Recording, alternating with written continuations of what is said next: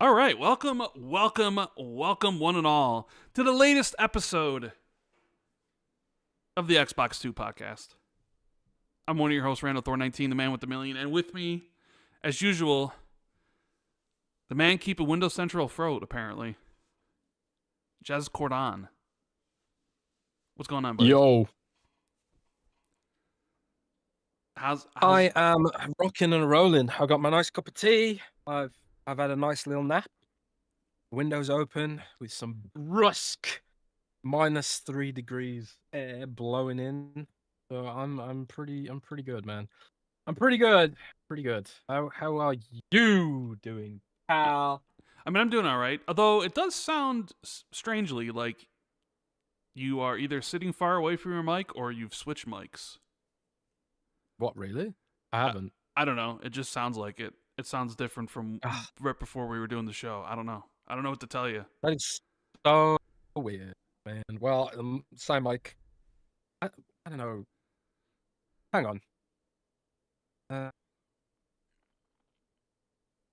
Let me just try something, all right? Regale the people. Always audio issues with Jez. You know, I even have to go and get a new mic, and I get it set up perfectly, but every single week, for whatever reason, there's always audio issues with Jez. Constantly. All the time. You hear me? Yes. Any better?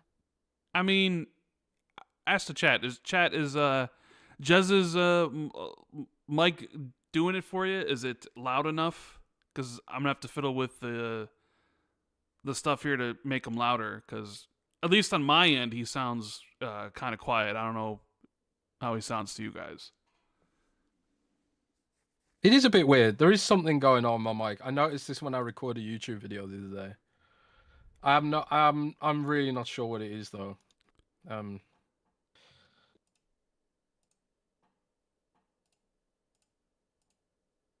mean, just right there, it sounded like you started off at a higher decibel level, and then you eventually lowered itself.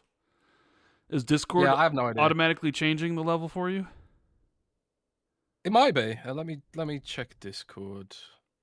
Voice isolation, advanced audio settings. I don't fucking know, man. People say you sound fine. Okay, maybe it's just on my end. Maybe I just hear you low in my headset. But anyways, we'll just keep on going. Everybody says you sound fine. You sound great, actually. So. Okay, let's just go with that. Yeah. Sorry about that, guys. Yeah, sorry about that. We got some Final Fantasy VII remake footage. Finally hit Xbox this past week. I think it was, well, maybe it was the week before. It came out on the 22nd, so this is one of Jez's favorite games of all time. Well, it was one of my favorite games of all time as well. Not the remake, but like Final Fantasy VII, the OG. But the remake finally hit Xbox after 4.5 years, or give or take. Something like that. Yeah. And they even confirmed that Rebirth doesn't feel that long. I think it does. I mean, I think I just have no concept of time anymore, or maybe because I've played it on Steam or something, I haven't really been waiting for it. But for some reason in my head, it just doesn't feel that long. I don't know why, but yeah, it's here, and this is my gameplay footage. So I actually, you know, you were saying like one of your favorite games of all time and stuff like that. Yes. But not this one, the original. I actually think this is at least one of my favorite games of the gen. This remake? Is one of the only games. Yeah, this is one of the only games I've played in recent memory that I've completed multiple times. I realized that going through it again on Xbox Play Anywhere, and I was like, I've already finished this like 3 times, and it's like, I don't do that anymore. Like I used to do that back in the day. I remember I had an interview with Blizzard today. And we're actually talking a little bit about with Blizzard. You just throw that in there, like trying to, so people wouldn't pick up on it. Like, I guess we'll have to talk about that in a minute. But no, we can't. We can't talk about it. Okay, so this is something that's it's coming soon. But NDAs, okay, embargoes and whatnot. It's embargoes, but like it's relevant because we were talking about Dragon Age Origins, and that was like the game Yeah. a game that And how I much you completed hated multiple times. Veilguard. Uh-huh. Yeah, we didn't talk about that, but I did talk about like I completed Dragon Age Origins like repeatedly because I wanted to do all the Origins, right? But Final Fantasy VII Integrated, like I reviewed it on PlayStation 4. Today, it's the only PlayStation game I've ever reviewed. I bought a PS4 Pro just for it, and then sold it. So and then I played through it again on PC, and then again when I had a Steam Deck, and now I'm playing through it again on Xbox Play Anywhere. That's right. So even though like I'm not a huge fan of some of the story changes, I love the game. I think the combat's really good. The nostalgia hits just right. Last night I got to the section in the playground Right. as before you go to Wall Street. Wall Street? Not Wall Street. Wall Market. Wall Street. I got Wall Street on the brain because I've been writing so much about the stock market lately. But yeah, just the nostalgia just hits right, man. And that the Just hits right, music man. though, the music. Ah, my lord. So good. Yeah. So good. But they also confirmed. I think the game's director went on Twitter. Not that it really needed confirming, but he said that Final Fantasy VII Rebirth is going to come, which maybe it comes later this year, and then the third game will also be coming to Xbox. Nate had said that.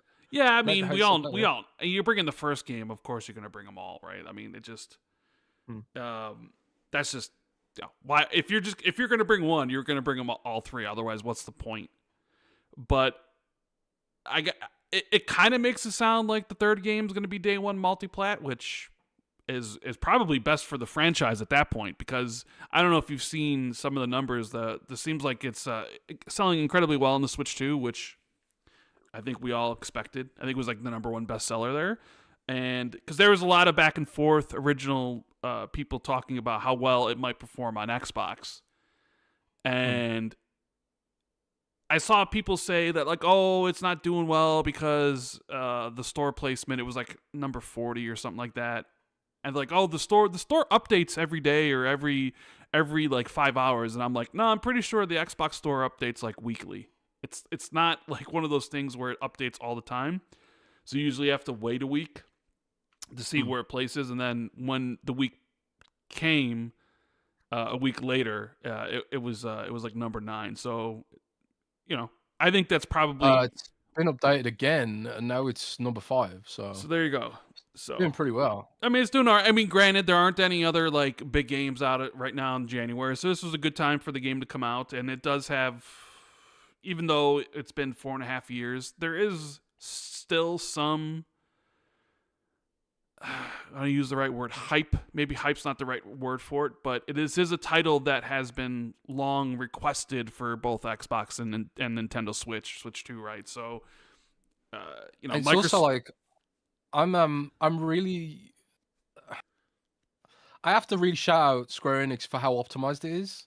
Because on the Xbox Ally, you can run it on like low power settings, and you get like 40 frames a second. So like on lower power, you get maximum battery life. So maybe 3.5 hours, maybe 4 hours, if you lower the brightness too. So like for people who want to optimize, like going portable, it's one of the better games for it. I remember when it launched on PC, it had like some optimization issues. So it's to Square Enix's credit that they really stuck with it, especially when you consider this, that Ubisoft like spent years remaking Prince of Persia and then just abandoned it. They sure did. Whereas like for all like the criticism that Square Enix has had like with its handling of Final Fantasy over the years, like Final Fantasy 15 and 16 didn't hit that well, and Final Fantasy 14's got its issues right now, and so on and so forth. I think it's really to Square Enix's credit that they stuck with it and made a version that's not only hyper optimized for like the Series S, but also the Xbox Ally and the Nintendo Switch as well. So those guys really deserve credit, man. Like especially when you consider the Ubisoft stuff I mentioned. But yeah, Night the Height did say that. I think he said on Twitter, X, whatever we call it these days. He said something like, "It's still the plan for Rebirth to launch on Xbox and Nintendo Switch this year." And then in the way they talk about it, it does sound like Part 3, which it's going to be called Reunion, right? I mean, you would think so. imagine. Going with the R motif of each one, right? The R motif. I would imagine it's going to be called Reunion, yeah. So it seems like Reunion might even launch day one on Xbox and Switch, maybe, if they've got their pipeline in place. I suppose we'll see. But you know what, Rand? I'm really intrigued where 17's going to go. Or if we will get that Final Fantasy 9 remake that was rumored. I mean, I think there's been some scuttlebutt that maybe Final Fantasy 9's remake has been put on ice or canceled. I remember Nate talking about that not that long ago. They are doing a lot with it though. I don't know if you saw this, but GOG, Good Old Games, they just picked up the Nintendo DS 3D remakes and Final Fantasy 4 and 3, which I don't think have launched on Xbox or a lot of other platforms. I'm not even sure if they're on Steam or not. I think maybe they are on Steam. But that I picked them up on GOG anyway. I didn't know if they were on Steam or not, but it does seem like they are doing a lot with Final Fantasy's legacy at the minute. So I want in the universe after Expedition 33. Do you think? And I'll just throw this out there before we move on. Do you think they'll go back to turn-based after Expedition 33 success? Well, that's the thing. Is the success of Expedition 33 squarely based on the fact that it was turn-based? Because sometimes I think people look at like games and what made them a success or what made them a failure, and they boil it down to a couple things. Like, yes, Expedition 33 was a big success for what it was, Game of the Year. But a part of me wonders if sometimes you take the wrong lesson from that, where the lesson's like, oh, it's a success because of turn-based, so we should make all RPGs, or at least like, you know, Final Fantasy's the next game's turn-based. And I think that's not necessarily why Expedition 33 was so successful. I mean, I think it was an aspect of it, but it's what they did with the turn-based, like the the parrying and stuff, like the counters you could do in the combat. But I think more than that, I think it was the story and the characters and the universe and the setting that really ignited people's passions and kept on recommending it to people when they finished it, talking about how good it was. So like if I had to list reasons why Expedition 33 was a success, I think the turn-based thing is more towards the bottom than it is the top. Yeah, I mean, at least to me. Well, I don't know if I agree completely with that, because I think Final Fantasy 16 had really great characters, and I think people really like the Final Fantasy mythology, the enemies. Sure. It's almost there's a big nostalgia aspect there, so I think that has a big strength going for it. But the combat in 16 was so poor. Depending on who you ask, yes. I mean, the sales, we're asking sales here. The game just it wasn't infectious, and it wasn't that fun to play, or involved, I suppose. So part of me is just like, when Expedition was first announced, you couldn't talk about it without mentioning Final Fantasy. Sure. People like, oh, it's the Final Fantasy, Triple A Final Fantasy been waiting for years and years and years, and all this kind of stuff. And it was because people were talking about the fact that it's turn-based. So sure, I don't necessarily think that Final Fantasy has to be turn-based, because I think Final Fantasy 7 has that RPG depth while not being turn-based. But I do think it shouldn't be a hack and slash again, at the very least. I mean, maybe the hack and slash action formula of the latest Final Fantasies has run its course, where a return to turn-based might reinvigorate the fan base and So there is that. Like, you could make an argument being like, all right, let's go back to what made it work. Kind of like when Call of Duty went from like Advanced Warfare and Infinite Warfare to World War II. Right? It was all of a sudden like you had given these people like all this like modern warfare and future tech stuff that when you brought back the original, like, it blew up, World War II and then even Battlefield 1, right? But then people got sick of it again, and then they wanted what they used to have. And I could see that working for Final Fantasy. I could be like, you bring another one up and it's turn based and it does really good numbers in comparison because you're giving people what they wanted, but then people, like, if you do another game, people might be like, we've had enough of this turn based stuff. Let's go back to the actiony stuff. So I could definitely see it really work. I could definitely see it working extremely well for the next one because I think people are ready for that again. But I would just push back on Expedition 33 turn-based being like the reason why it did so well. The reason people still talk about it is because of the story and the characters, not because it was turn-based. Like, you know what I mean? Fair enough. But I do think Final Fantasy 16 had good characters and going for it, but maybe not on the level of Expedition. But yeah, I'll be interested to see what happens regardless. But maybe we should start the show. Yes. Welcome in, everybody. I hope everybody's having a great Friday. If you are, make sure you do us a big favor and hit that like button. Subscribe to the channel if you haven't already. We'd greatly appreciate it. And this episode, as most of our episodes, are brought to you by our sponsor, Surfshark. Right, Jez? That is correct, and you should pin this message what I'm going to post in chat right now. Okay. But yes, we live in a world where governments and nation states are actively exploring censorship, age gating, and identity harvesting and all that kind of stuff. But hey, apps like Surfshark can help you pivot away from all that. Are you looking for a smarter way to stay safe online? Surfshark VPN is your all-in-one shield for private, effortless browsing. Whether you're streaming your favorite shows, climbing the ranks in your go-to games, or scrolling the latest trends, Surfshark keeps you covered with lightning-fast speeds and support for unlimited devices. Want true internet freedom? Surfshark breaks down digital walls with ease. No more geo-blocks, no more limits. Unlock global content, explore without borders, and enjoy a smoother, cleaner web thanks to Surfshark's Clean Web feature, which blocks ads, trackers, and malware, all before they can slow you down. And with a strict no-logs policy and RAM-based servers, your activity stays exactly where it belongs, with you.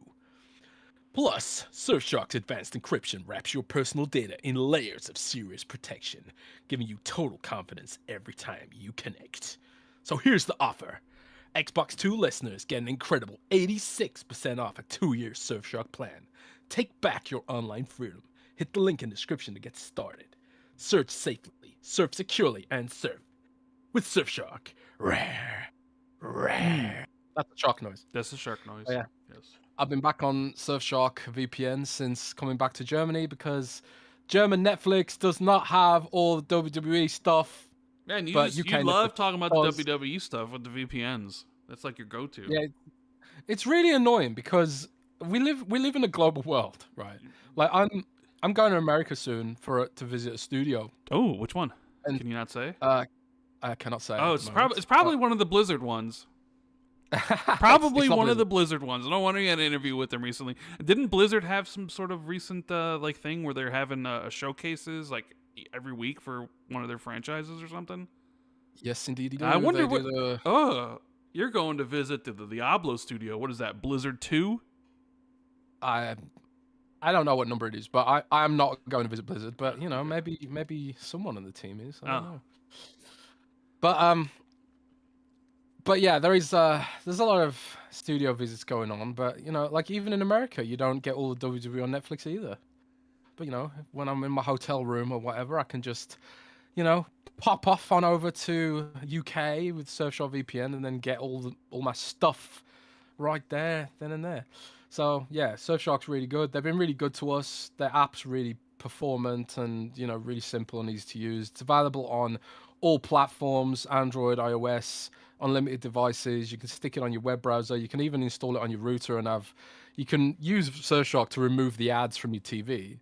So if you've got a Samsung TV like I have and install Surfshark at a router level, it actually blocks the ads on your TV as well, which is pretty cool. So yeah, check them out, support the channel, and support yourself with superior privacy. And yeah, that's our sponsor for this week. Excellent. We also have our incredible Patreon members support us as well. Q&A thread is up for those that want to ask us a question, which we will answer at the end of the show. We got some shout-outs here for the Xbox 2 MVPs. Got Adam Bartolo. Alaron Grogu, hopefully I say that right. Army Dude 52C, Ace of T and Madison, Battered Haddock, Briggs Country, Bright Challenger 1, Silas, Escarda Caboose, NX, Fantasticals, Foreign Object, Glenn, Governor Grimm, I Mike Zero, Inner Machine, Jay Foley, James Moore, James Wiseau, Justin Dooley, Katrox, Laserwolf, Pat Rock, Frosty, RS Donks, RTXG and R49, Scarcely Relevant, Yep.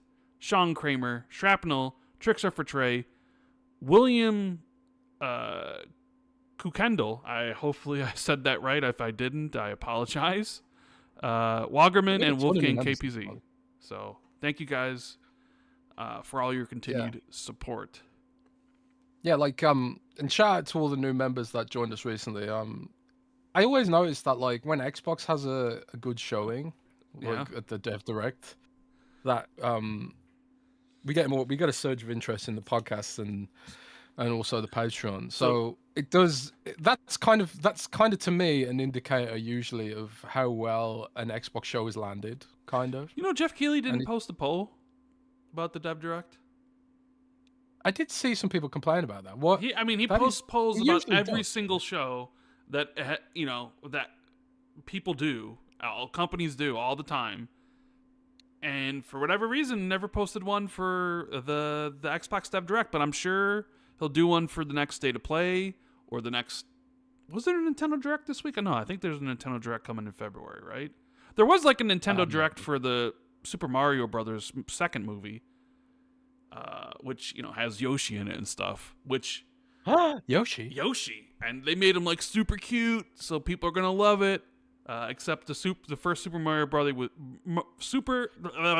the first Super Mario Brothers movie made a ton of money, billions of dollars.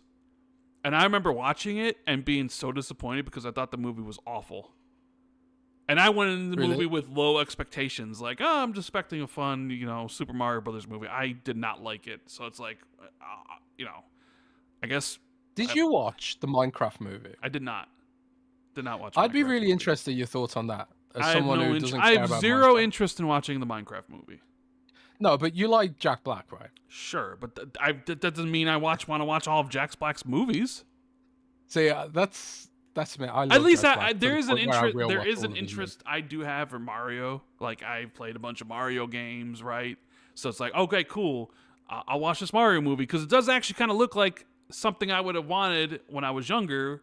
Is like, okay, yeah, it's a Mario animated movie. This should be good. Like, I don't care about Minecraft at all.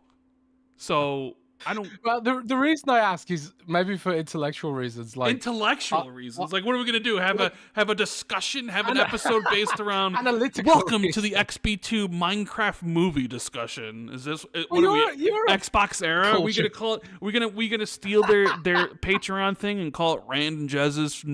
What are theirs? Is John and Nick's Flicks or something like that? Where we're gonna call it? Rand and Jez. Something like. I don't even know. I don't know. But either way, are we gonna make a new Patreon show where we talk about movies? Is this what's going on? Well, I don't watch anywhere near enough movies to justify something like that. Maybe a wrestling podcast. But no, the reason you're a culture critic by trade. I'm a culture critic? Yeah, by trade. I mean, that's what the show is basically. And you used to make review videos and you read books and shit. Yeah. I would have wanted to know what's your analytical take on the Minecraft movie, but you haven't watched it, so I can't discuss it because I really enjoyed the Minecraft movie, to be honest. And but there's an undercurrent of really dry humor in the Minecraft movie. Okay. And I like that kind of thing. And at first I was like, man, who directed this? And it was the guy who did Napoleon Dynamite. I didn't realize that at the time. Hey, Napoleon Dynamite's a great movie. Well, exactly. And it's that kind of dumb, kind of dry humor. Like, I can almost imagine the director and the writers laughing at how dumb some of the jokes were in that movie to themselves. It's almost like just non-stop dad jokes almost. I really enjoyed the Minecraft movie for what it was. I do remember the meme that started off of that movie where people were going crazy when There was like a wrestling. They were in a ring, and Jack Black said something, and everybody Chicken repeated jockey. it. Chicken jockey, and people just Yeah. went nuts in the theater. It was like the 6-7 bullshit. But I enjoyed the movie. But I have to, preface this by saying I also really enjoyed other movies that everyone hated, such as Waterworld. I love that movie. What a world! You enjoyed Waterworld. What a world! Waterworld, yeah. I enjoyed Waterworld. I also really enjoyed the original Mario movie. I mean, the original Mario movie's fun. I mean, I remember liking it when I was younger. I don't know if I would like it now after I haven't seen it in forever. Would I like it now? Probably not. I love that movie, bro. What else do I like? I like a lot of bad movies, so I kind of. Well, you are a bad person. I kind of with no taste. Yeah, you like bad video games like World of Warcraft and Overwatch. I'm not surprised. You like bad TV shows like the Kardashians and Naked and Afraid. Naked and Afraid is. I will not tolerate Naked and Afraid slander. And so I'm not surprised you also like bad movies too. I mean, we just might as well call you. We just might as well have your nickname be like Jez Bad Corden or something. I don't know, something better than that. Someone who's much smarter and more creative than me can come up with a nickname for you that's more. If that's the best you can come up with for a nickname for me, on the spot. I don't want to see the movie Rand would make. I mean, I've always said I am not a very creative person whatsoever. I can't draw, like I can't even draw a good stick figure, and I couldn't make thumbnails or whatever. Like I know what looks good and I know what is good. I just couldn't do it myself. So coming up really quickly and thinking of like a nickname for you based on how horrible your taste is and pretty much everything in the world, I'm not sure. Maybe given time, maybe after the show, I'll be like, damn it, I actually came up with something good. But not right now. Man. Not right now. Not right now.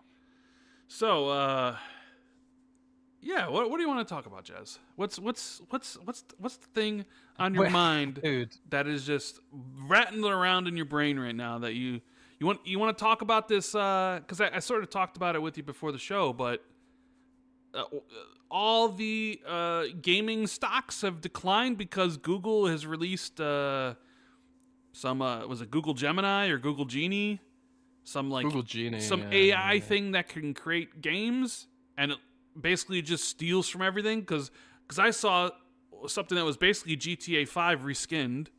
I saw something that was basically Mario Brothers. I saw something else that was basically I forget what it was, but I then Dark Souls, and then I see like Take-Two stock is down a lot. I see CD Projekt Red stock is down. I see Ubisoft stock is down, mainly because Ubisoft is a bad company. But, I mean, still, it's down. Microsoft stock is down, which we'll talk about later, but that has nothing to do with gaming, because their investors don't give a shit about Xbox or gaming in general. A lot of the gaming companies are just straight down, because investors are like, yeah, this stuff is going to destroy these gaming companies, even though investors are dumb as bricks when it comes to gaming. Yeah. So what are your thoughts on this, man? Because when I saw this stuff, I thought Rockstar and Nintendo have a very clear and easy path for litigation and suing the shit out of Google. Like, you would hope so, right? But there's probably some weird thing in YouTube's terms of service where it's like, if game devs don't sue creators for recording the videos, then they can't sue us for just simply watching the videos, because that's the argument that these companies have right now, is that, it's not theft because all our AI was doing was reading the article, it's an intelligent being or some. That's kind of like their argument, right? Simplified. So if game developers are happy for YouTube to host videos of their games, then maybe there's something in YouTube's terms of service where it's like, well, if you're not going to sue these content creators for hosting videos of your games, then you can't sue us for using our AI watching the videos to train itself how to make a video game, right? But I digress. Regardless of whether or not someone's going to get sued for all this shit, like it's just so funny how investors think sometimes, and I have no idea in what universe they think this shit's ever gonna be a thing beyond like, be a thing that really truly makes money. Because actually making games that function on this would be astronomically inefficient, to say the least. Right now, Roblox is in. I mean, the obvious place for this to live is Roblox, right? And Roblox's entire business model revolves around basically kids making games for Roblox, basically for free, and then getting a small cut of it. The Roblox games are basically pure slop.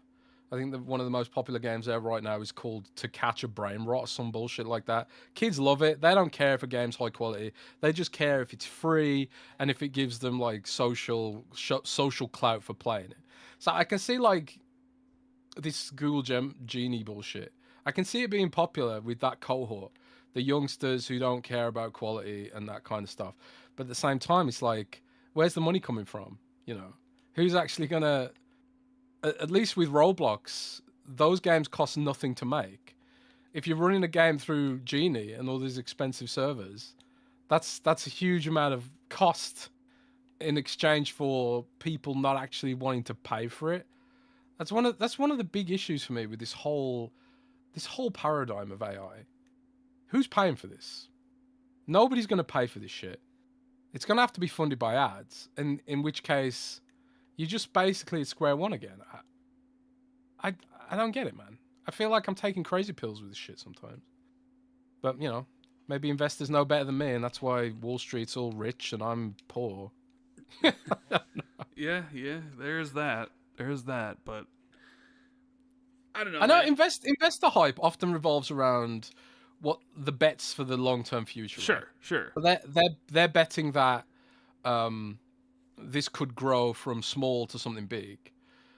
At the same time, like people are saying things like, "Oh well, why would Take-Two be down in the year of GTA?" Investors know exactly how much money GTA is going to make. There's a finite amount of Xbox and PlayStation gamers to buy that game, so it's kind of like a known quantity. Stock hype tends to revolve around possibilities, right? So there's no real possibility when it comes to GTA. It's like a known quantity. Investor hype kind of revolves around what's the next big thing, right? Which is why Microsoft stock is down. Because it didn't, even though Microsoft's profits were absurd, it wasn't absurd enough for them. Oh man, it's all weird shit, bro. But I thought it looked like ass, but then again, most AI stuff does look like complete ass. Yeah. But we're millennials. We grew up with the cutting edge of graphics and developers wanting to push visuals and push quality and push depth, whereas like the younger generations have grown up with Roblox and Fortnite, and they see the high end stuff that we like as boomer gaming. They don't want the quality. They want the brain rot. They want the memes and whatever social clout comes from being associated with that kind of stuff for whatever reason. You saying they? I'm not saying it's you good, saying they but want it's the brain rot? They want the brain rot, bro. Yeah, they want it.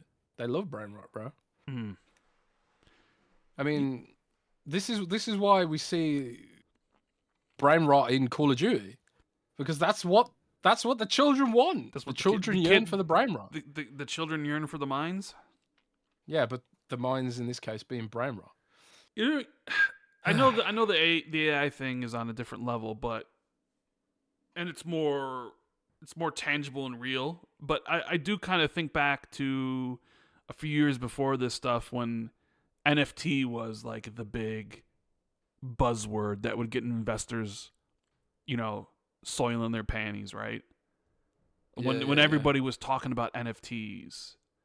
And it was like, oh, imagine if you owned like a part of this game and you could trade it and actually get paid for it. And it's like, never made any sense for anything. It was like, how's that going to work? But, companies used it to be like, I'm building this NFT game because they needed investment. And, those were the buzzwords. And even like AI was like a buzzword you know, in the early days too. It's like it always is like some sort of thing. But I mean, were there any NFTs that even came out? I think there were a couple. Yeah, But most of those NFTs, like the value went straight to zero. yeah, But that's one of the things about investing. It's like if you're a savvy investor, you ride that hype wave and then you exit. You ride that hype yep, wave yep. knowing it's bullshit, and then you exit before everyone else realizes it's bullshit. So like the good investors are the ones who, either manipulate their way, manipulate and ride the wave and then exit, even if they know it's bullshit. And NFTs were clearly bullshit. But there are lots of people who made a lot of money riding Sure. that hype and then getting out at the right time. I kind of sort of did that with the first wave of Bitcoin. I bought my Samsung Galaxy Fold using the Bitcoin that I purchased and then sold because I was just like, I mean, if I'd held on to it all the way to now, it would be worth even more. But like that first wave where it went up and then went down, as soon as it started going down even slightly, I was like, okay, I'm done. I'm out. I've made a little bit of profit, enough to buy a phone. I'm out now. Oh man, you telling me you would have been a Bitcoin millionaire if you had stayed in? No, no, it would have been worth maybe like instead of like $2,000, and maybe it would have been worth $3,000 now or something. I came in way late, but I do know people who came in really early and have made like ridiculous amounts of money. Well, not ridiculous Elon Musk levels amounts of money, but people like they've been able to like pay off their student loans and shit like that because they bought Bitcoin really early.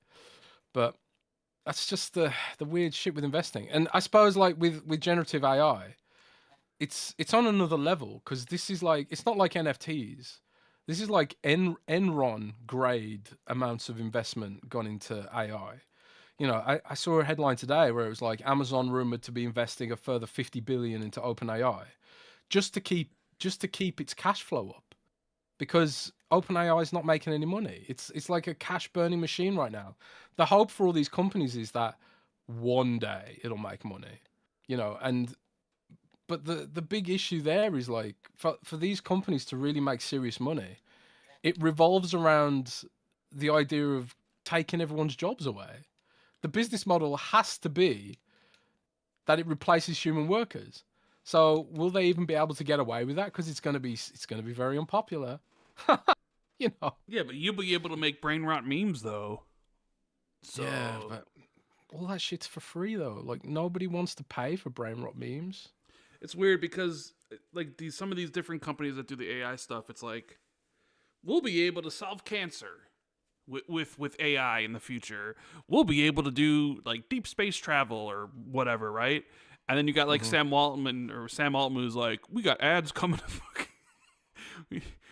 like AI to when you make your stuff, and I'm just like the possibilities of AI, like just from the companies, is like you have one end that's like everything is possible, your imagination is limitless, and blah blah blah blah blah, and then the other end it's like watch this ad before you create your stupid meme for TikTok.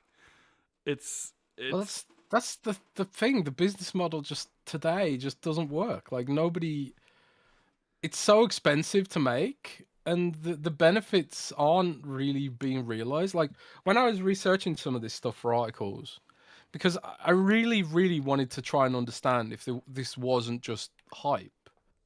And I went to like a bunch of websites and I went to a bunch of like companies who were using Microsoft Copilot 365.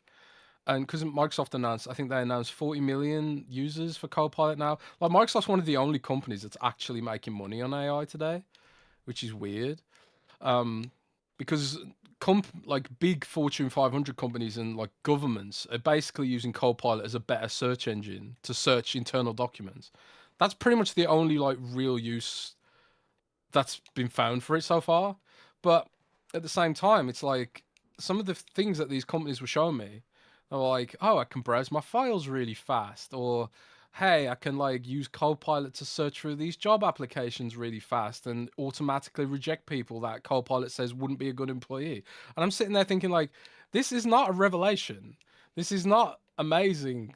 Like these guys are like sitting there trying to tell me it's amazing, and I'm sitting there thinking like I wouldn't trust AI to do this for me. I can see like the logic there, where it's like, okay, well, I've got 300 applicants, and I want AI to filter out the applicants that aren't suitable, and maybe it can do some low-level filtering and that kind of thing. But I'm sitting there thinking, I wouldn't trust AI to do this if it was me. I'd want to see for myself. I want to see if this employee like has an X factor. I want to like see their, browse their socials and see if there's something there that isn't necessarily in their application. I don't know.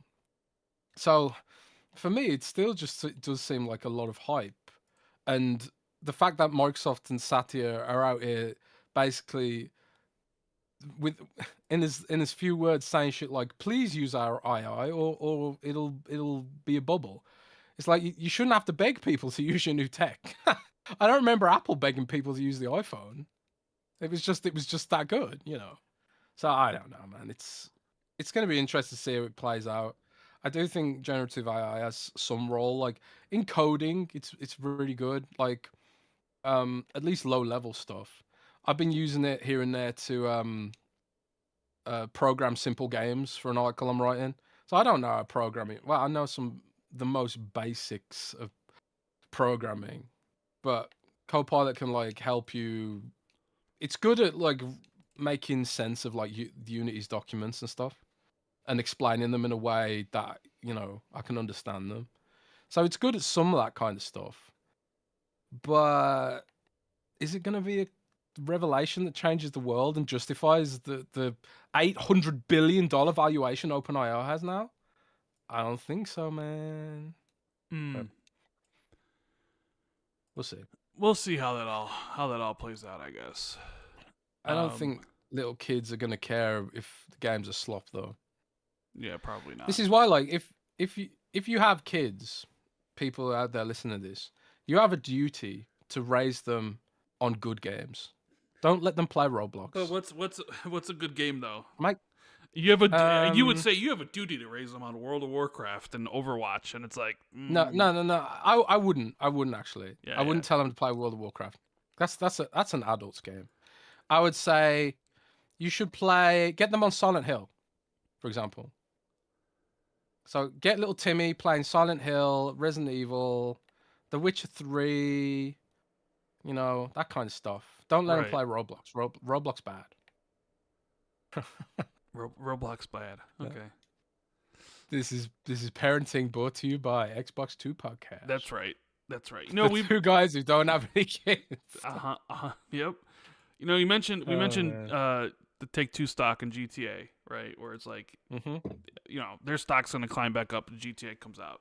If it comes out this year, which I think most people think it will. Even though there's kind of some hemming and hawing back and forth between some of the insiders being like, yeah, but I think it will. If you had to put a percentage chance on GTA coming out this year, where would you put it? 80-20 on it coming out. Like when it was last year, I was very much like 30-70. I did not think it was going to come out last year, but I think it'll come out this year. But there's a report making the rounds, which I thought was interesting, about how GTA 6 won't have a physical version at launch. It might actually be delayed weeks or even months to avoid spoilers. And I thought, this is such a beautiful idea. Take-Two, you're geniuses. Because why? Well, because not every game could do this. But when you're talking about the most anticipated game of all time, and you talk about how already they're releasing just on Xbox and PlayStation. Maybe a Switch 2 version for launch. Probably not, but maybe not. Maybe soon after, whatever. I think Nate the Hate's saying they've been testing to see if they could do it. We'll see. But all the PC guys are going to play the game if they have a console, because there's a lot of FOMO in the gaming industry for people that don't want to wait, that can't wait. And you're talking about the game, and everybody's going to want to talk about GTA 6 when it comes out because you want to be part of the conversation. So like the conversation is going to be about that game. So if you're just a PC player, you're just either going to wait a while, like a year, or you're going to get the game on a platform, whether it's Xbox or PlayStation. I think most of them will play it on a console, right? So you're already getting PC players to basically double dip. because they're going to buy it on console because they have to be part of the conversation and need to play it. And then a year later, they're going to buy the PC version, right? Beautiful. Making money hand over fist, playing into people's FOMOs. But then I thought about it, I was like, oh, no physical version for the game? It's smart because, yeah, there is spoilers for something as big as GTA 6 with the story and everything that happens and all the leaks that happen with GTA in general and stuff, right? And I thought, man, not every game could do this, but you know, there are a lot of physical nerds out there who need their physical copies, or Physical else, dicks.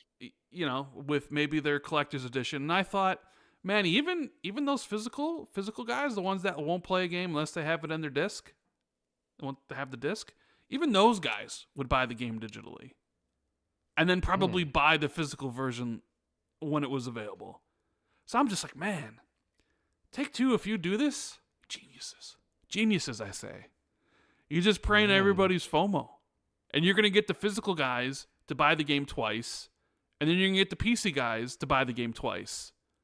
It's beautiful, Jez. Beautiful.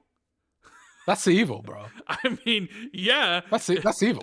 I just, as a digital user, I'm just like, I'm getting the game right at midnight. I don't gotta go anywhere to get it. I just kind of just, it just seems like they're gonna try to monetize like those two user bases. You know, the physical people, like, that's not as big as it once was, but there is still a lot of people that would want the game in their hands, and it's like, all right, let's Probably you know a disproportionate amount. There's a good chance, yeah. I suppose like this is, even if you're not a physical guy generally, GTA might be a game that you buy physically just for sentiment.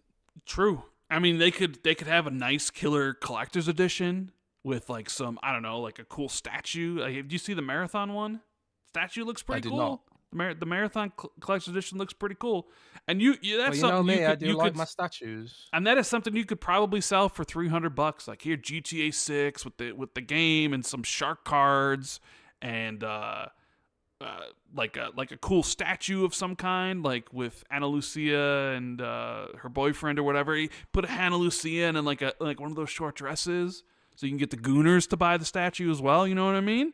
I'm just like, are you angling free for a ideas. job? These are ideas. Like this is a printing money here for Rockstar and Take-Two. You know, you're angling for a job, bro. I thought of that. I'm like, wow, they're geniuses over there. I'm not saying it'll happen, but that's just a report. Is that, and you know what? I'm kind of like, yeah, you know, I don't want spoilers out there for GTA 6. So I'm sort of for the idea of delaying physical copies just so. Because, you know, some store would break embargo. Like, someone posts, like, I just bought GTA 6 at my local Kmart, dude, or my local 7-Eleven, because they just did, you know? And so, like, it'll be on Reddit, and he'll be doing an AMA, and then he'll talk about everything. And then, because, you know, it's going to happen. It happens for basically every big release at some point. Like, where the copies, and considering how many copies they are probably going to have to print, those copies are going to be sitting in the back rooms of these retailers for a while. So the likelihood of the game leaking early is probably extremely high. Not even extremely high. It's probably 100% it's going to happen. So then things will start leaking. And as like, you know, someone who's actually looking forward to playing the game, I would prefer not to be spoiled. So like, I'm all for the idea of like, we're actually going to ship the physical versions, you know, later at some point. I'm like, oh cool, that works for me, because the game's probably not going to get spoiled before I get to play it, because I don't think, like, you know, the people who review it are going to really like spoil the beat by beats of what, you know, the game offers. Unless it's like that one game journalist who was like, oh yeah, I'll be playing the game. Starts posting about it on Reddit. What website was that? I can't even remember. Oh yeah, I forget. It was some girl, wasn't it? Was it Push Square? Or was it? Yeah, it might have been. Was it the sixth? Was it six Access or something? One of those PlayStation like only website. I forget which one, but I remember that. I remember that. Freelancer, and she was just like, "What's an embargo? What's an embargo?" I seen some people come at Mike Straw recently. Mike Straw being one of the Over at Insider gaming Gaming journalists. Yeah, and people were coming at Mike Straw because for of his WWE leaking spoiling. stuff. Yeah, spoiling the cover for WWE game. Mm. Just like, is a Spoiler cover culture, art for a man. game really a spoiler? I mean, I guess so. I mean, a lot of people. Yeah, spoiler culture is a thing. You know? I mean, I would have.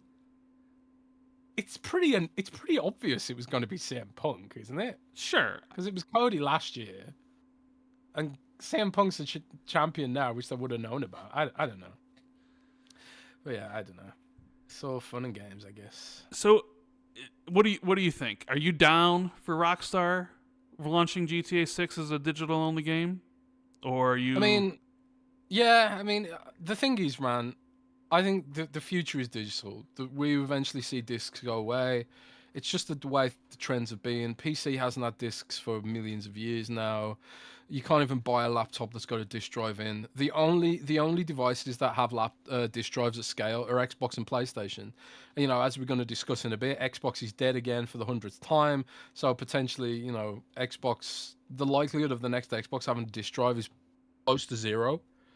And if only PlayStation is the company that has disc drives, I mean, that sort of doesn't throw a huge amount of incentive at developers to actually have discs, does it?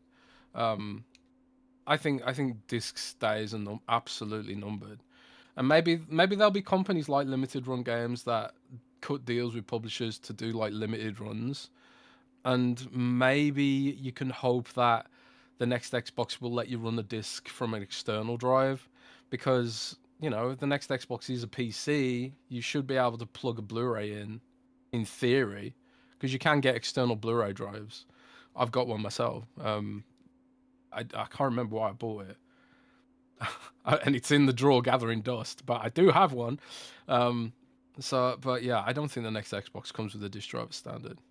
Right. I think disc days are just numbered. I haven't bought a disc in God knows how long. Like I've gotten them as review. Like at the start of the gen, developers were still sending out disc copies. That never happens anymore. So the only Xbox discs that I've got are from review copies, and then I ended up buying them digitally anyway because I didn't want them on disc. And then I gave them to my brother. So my brother has like this small collection of Xbox games on discs, which he never even uses because he only plays on Steam now. It's weird how all that's gone, but discs are just more convenient. I don't know. Yeah. We got some super chats. Okay, let me get to them. I wonder how people feel about physical dicks. About GTA. Maybe. Well, I mean, it's just a rumor or it's just a report. It may not even be true. But Alex says I would buy Jez a Xbox cookbook. So you're gonna be cooking some stuff? No. I would buy a Jez Xbox. Oh, I cookbook. would buy a Jez Xbox cookbook, not buy so Jez if I made an cookbook, Xbox cookbook. Okay. I have literally no idea how to cook. So like my idea of cooking is boil some pasta and then slap some tuna on it, and then some grated cheese, maybe black pepper if I'm feeling spicy. But that's my idea of cooking. I have no idea how to cook. Maybe I should do it just for the memes, because it would just be the worst for the memes. Yeah, it would be the worst cookbook in history, man. But I do make some unique dishes, Rand. I mean, I'm not sure other people do. I make a killer, for dinner, like a chicken. Like everybody who tries my air fried chicken breast, they say it's the best chicken breast they've ever tasted in their life. Well, when I come to Chicago, bro, you'll have to make it for me. But I'll and all of you used to laugh at me. Bro. All of you used to laugh at me because I used to never season my chicken. I was just plain guy, plain Rand, and I just wouldn't season it. And it was fine to me, and you all made fun of me. You all laughed. I remember that. It cut deep. I'm a real person. I hurt, and I took that. I thought about it, and then when I started doing this myself, man, I'm out here experimenting with herbs and spices and herbs. It's great. Everybody loves it.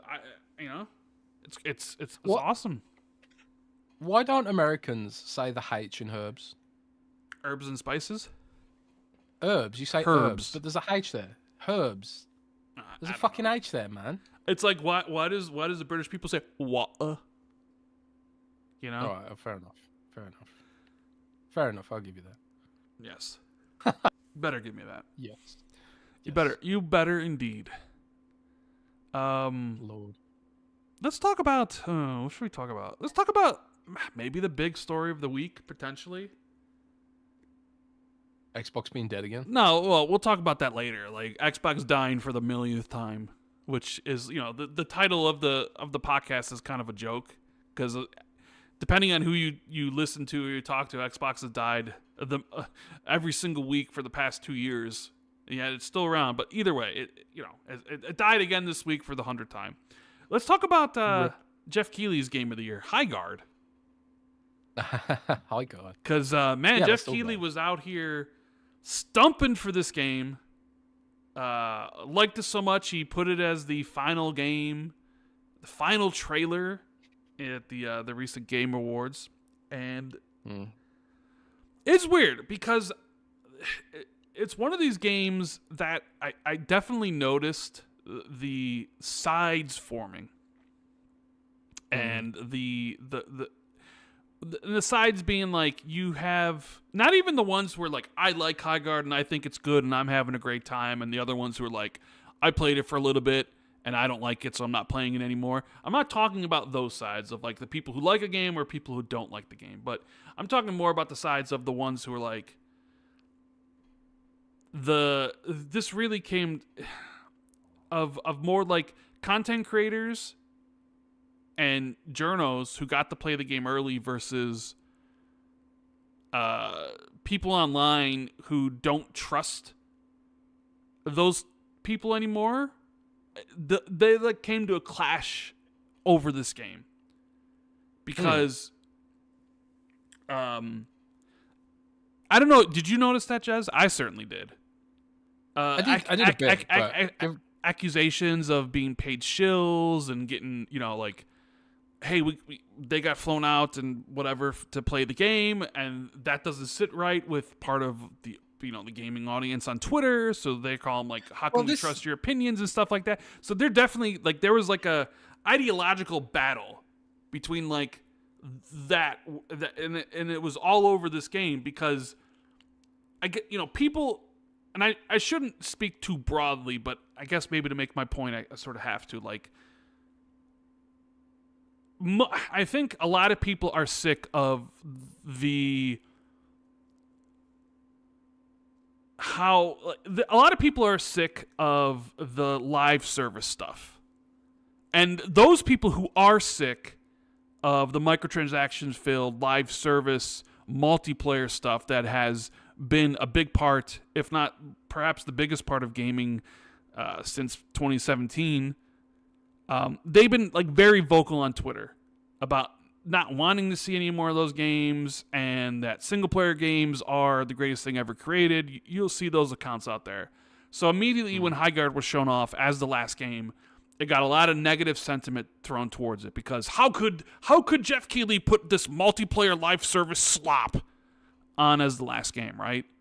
A game that had the visual identity of, Overwatch with the bright colors and all that sort of stuff, and it's just another multiplayer game. Like people seem to be over that, or at least getting sick of it. So it was like this game is dead. Or at least the commentary says this. Yeah, and because it's January, because like with the Game Awards happening in December and the game launching in January, there's not a lot of gaming news. There's not a lot of stuff going on. Like the industry is on vacation, the big releases haven't come out yet. So there's really, even think about it. Like we do a show, we normally stretch it out to 4 hours, like whatever. But I would tell you this week is probably not going to be 4 hours because there's just not a lot of stuff that's every single week. We do. But we're almost. But to be fair, we're almost like out of topics. There's not that much stuff here to talk about if we just don't want to just back and forth or whatever. We started an hour later because I had something I had to do, but it really. So yes, there is a segment of the audience, and there definitely are content creators who, used the slow news period to really they used Highguard as a talking point, because there isn't much else to talk about, and let's talk about Highguard. Like you can I like to call those YouTubers slop tubers. You know who they Slop are. tubers. You know who they are. Like you just look at them and they just constantly attack everything. Everything's the worst or whatever. And they were just using Highguard, like whether it was like Highguard silence or people's dissatisfaction with Highguard or whatever. Like there are plenty of people that were hating on Highguard from second one. Some of them with, good, not saying like good intentions of like hating something, but some of them just didn't like how the game looked. But then of course some of them were like, I'm going to try to monetize people's hatred of this game. Cause that's like the social media platform, right? Yeah. Like where like Twitter and X, and they all push this like hatred and people being angry, and then people take advantage of that and make money off of people's anger and all that sort of stuff, right? Like the Fox News way, if you will, right? Yeah. And so the devs stayed quiet for quite some time. And then eventually, they invited content creators to play the game, and early talk coming out of that event was that, hey, the game's actually cool. But the people who already made up in their minds, the people who already made a bunch of content about it and told their audience that it would be shit, they didn't want to hear any of that stuff. So there's already that like battle of, we don't trust you because we think you're paid off. You were flown out to this event and you played it. We can't trust your opinions. We don't want this multiplayer slop, blah, blah, blah. So that whole battle was hanging over this game from like start, right? So while sure, it absolutely had like a huge an audience to like, it had the last trailer at the Game Awards, so it had the high presence, what a lot of games don't get. So, and it was coming out relatively soon, so people knew about Highguard. So it was just a matter of waiting to see how it would perform. And it came out this week on Tuesday, and it immediately kind of like started get a huge user base, hit up to like 100,000 concurrent users on Steam. And this game has brought back the whole like Steam player count, like not controversy, but the discourse surrounding it. Like I've seen a lot of people write articles about it, a lot of people using it to either, I think we wrote one. Yeah, everybody's at the mercy of Google's algorithm, right? And articles you have to write. So the first day it comes out, 100,000 people are playing it, which is just on Steam. Like, who knows what it's doing on PlayStation or on Xbox, but on Steam. And I thought, hey, 100,000? It's pretty good. I don't know if that's more or less of what I thought it would do, but I was like, 100,000 is a pretty good starting point for a brand new multiplayer game, especially in 2026 when the multiplayer genre is completely saturated. But then the next day happened, and the day after. And the game dropped from 100,000 to, I think right now it's at 9,000. So it's completely lost its audience. And then people are already starting to do, what's the word for it, Jez? Obituaries. Obituaries, but they're already doing like, what's the phrase? Postmortems for it, right? Of what went wrong. Because it's like the game's dead, it's dying, it's not even going to be around in 6 months, what have you. But what I've seen is a lot of people have come out and being like, I think this game's really good, you're just too dumb to understand it. Other people, I've really seen some people come out and say that, like, this game... Well, I put a tweet, because I don't know. I haven't played it myself. I haven't played it myself, because I wasn't interested based off the trailer. So I'm like, I don't care. I got Arc Raiders to play, and I'm at 300 hours on Arc Raiders right now. I have no interest in playing Highguard or whatever, but I am interested in its success or failure, of what's going on, because I do think it's something very interesting to talk about and why a game might, succeed or fail based on a lot of different... internal factors or external factors. So my interest was piqued, not because I have any interest in playing it. I didn't, but I just wanted to be like, okay, well, did the Keeley thing help it or hurt it? And that'd be one of the questions I'd have to ask you. Do you think Jeff Keighley having it as the last... Because they've came out and said they were going to basically do the Apex Legends strategy of just Shadow drop. one day it happens, it shadow drops, and it's out, and you can play it. But Jeff Keighley played it and liked it so much he wanted to put it into the show and then actually end the show with it because he liked it so much. So at the end of the day, was that a good thing? Because you can argue it brought a lot of eyes to the game that otherwise wouldn't have known it. But at the same time, it really put a target on its back because it was the last game, and people feel overwhelmed by multiplayer games that they don't like. So it's like, sure, it brought eyes to it, but also brought the wrong set of eyes to it, if you know what I mean.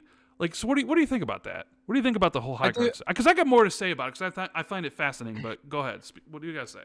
I think Highguard, maybe if they play their cards right, because they did just drop another update on the game today, adding 5v5. Yes, And which they're kind of iterating very seems. quickly.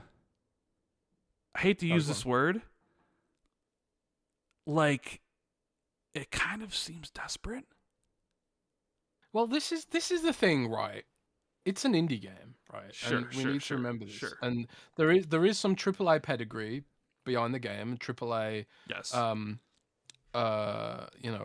alumni working on this game. Obviously, people worked on Titanfall and Apex worked on this, so there is like, it's not a pure indie game like of newcomers in that kind of sense. But there are other games in history that have gone through this trajectory of small beginnings, sticking with it, but having a really great core idea, and then eventually they end up with a stable business and a solid user base and a passionate fan base and all that kind of stuff, right?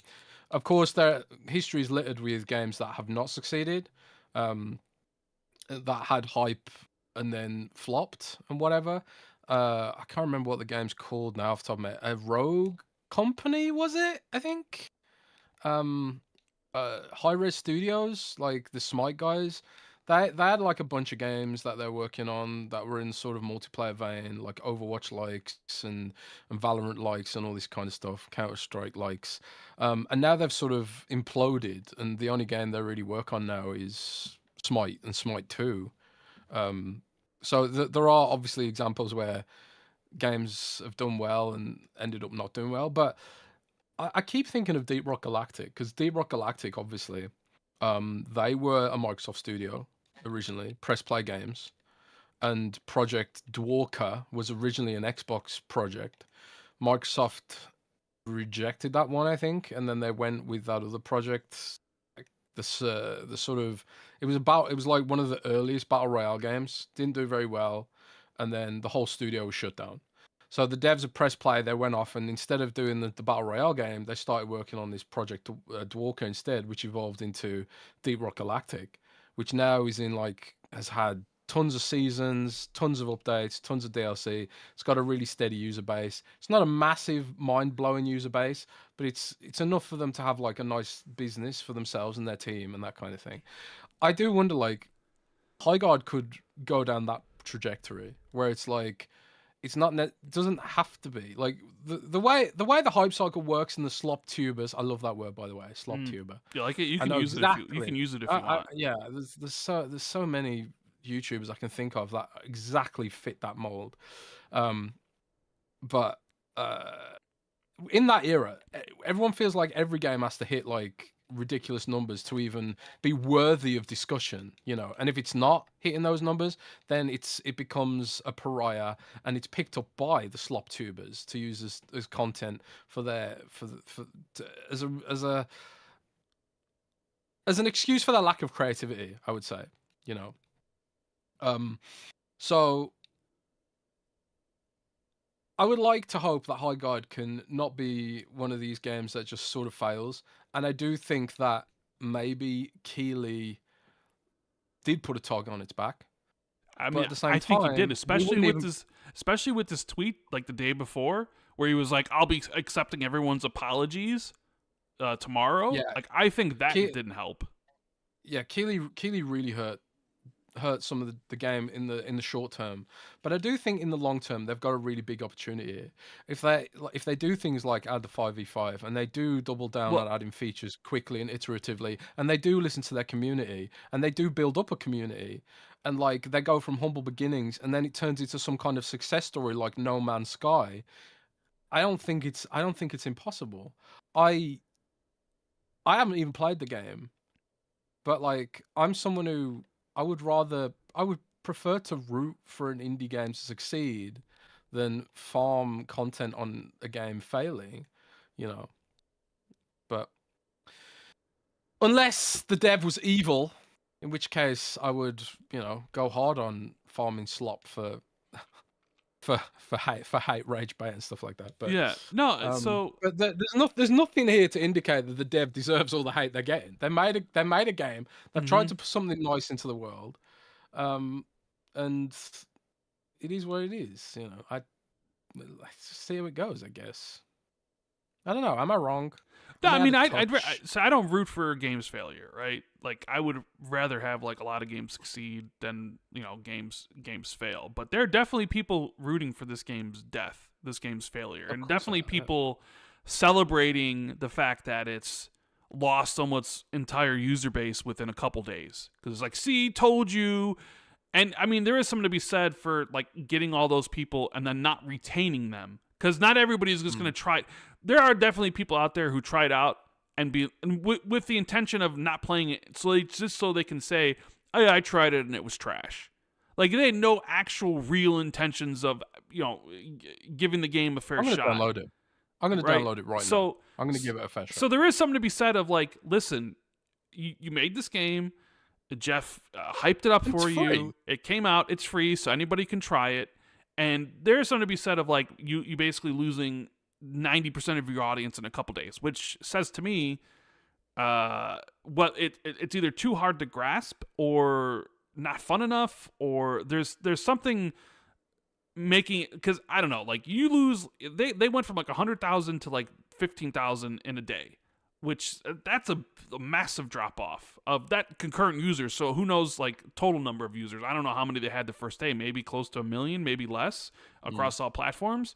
So it was like the problem, I think, and I got a couple things here is one, they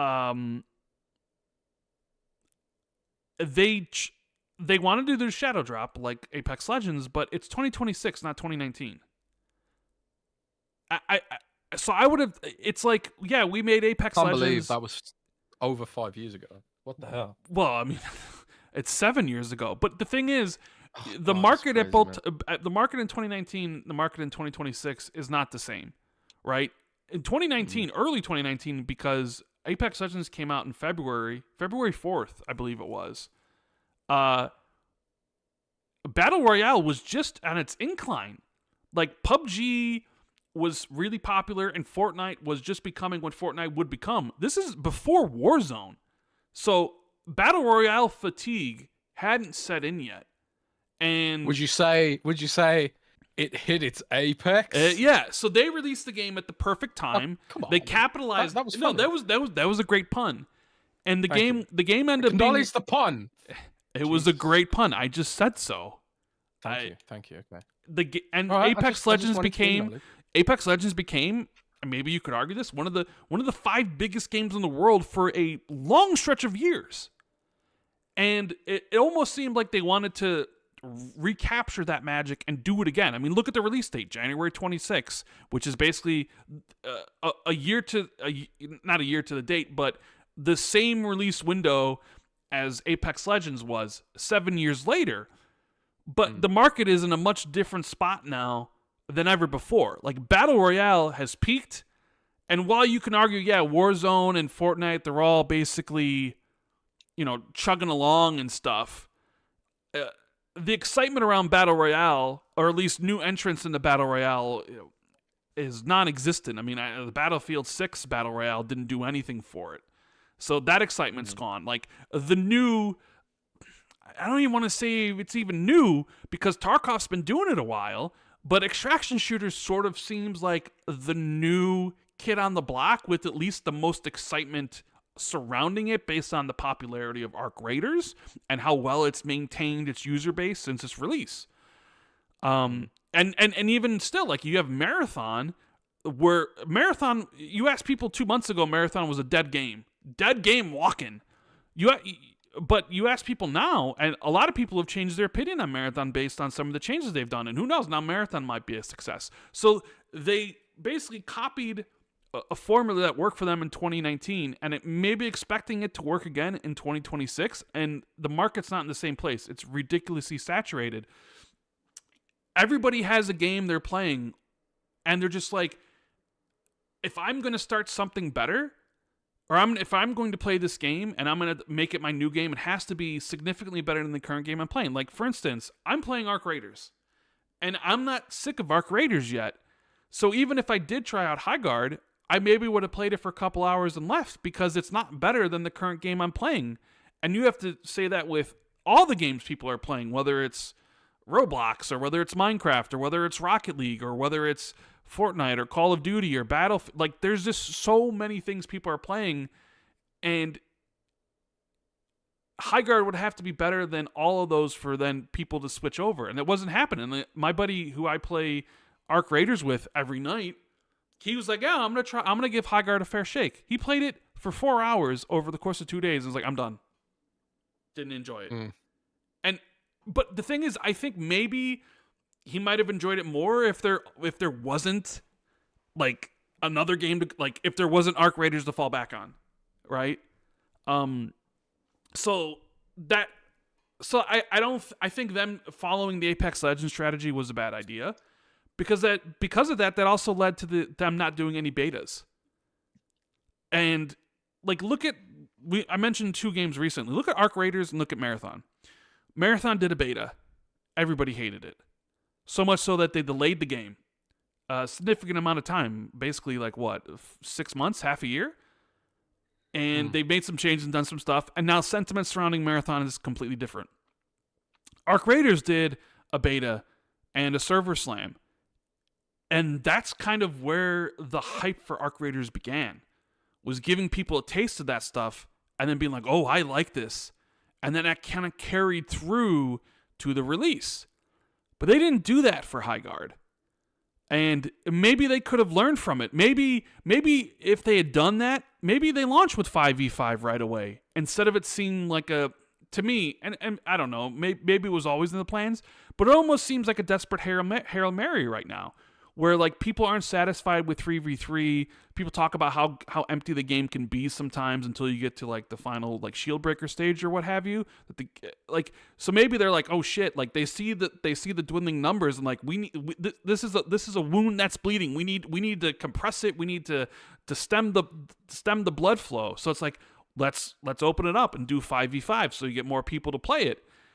And it's like, well, if you had done a beta test or whatever, you could get people to play it, give them feedback. Because if like Marathon had just didn't take any feedback on anything and the game had just come out when it was supposed to, but they didn't do anything, imagine if it was a shadow drop, the game would have been dead because people didn't like the beta.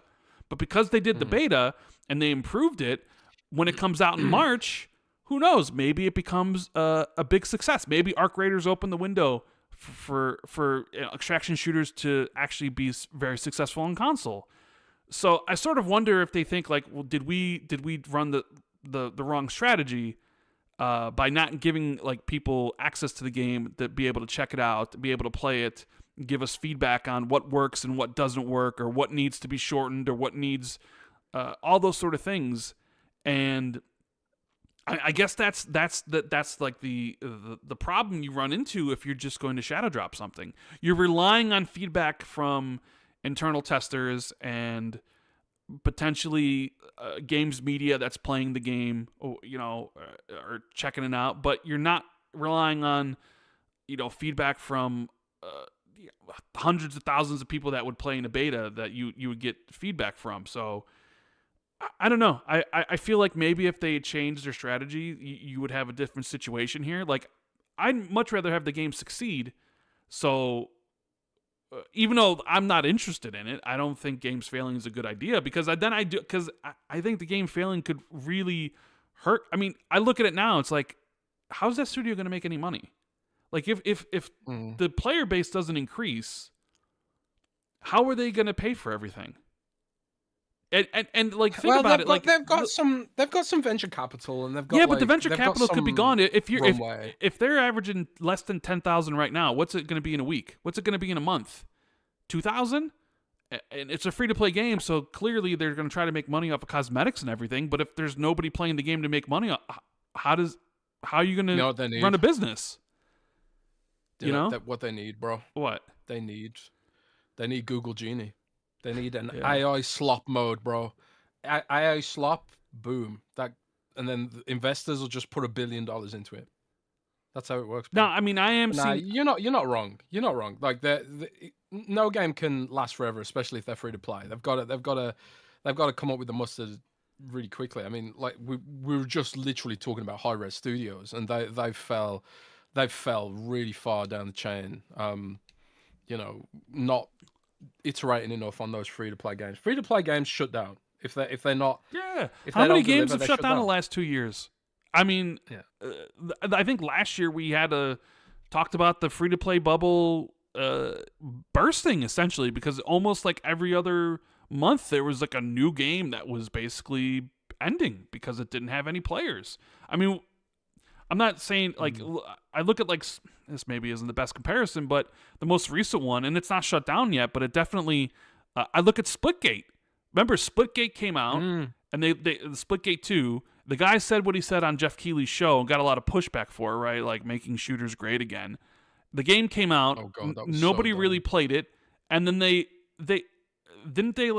shut the game down to then eventually relaunch it, and the relaunch came and nobody cared anyways. Like it's littered with games let me ask you this. Like how much like it really does feel like we live in an era where people are more discerning than ever. Sure. I was having a conversation with a big Xbox insider recently. And I was saying, like, my perception is that AA doesn't work anymore. Games either have to be super cheap, super memeable, or they have to be GTA level quality. Like absolute bangers. Like the era of like full price AA especially really doesn't work. And they were like, yeah, I mean pretty much. And I feel like people are more discerning than ever with regards to some of this stuff. And if you have a bad PR moment and your game isn't good enough to cut past that, people will resist your game. Like there are loads of games. I feel like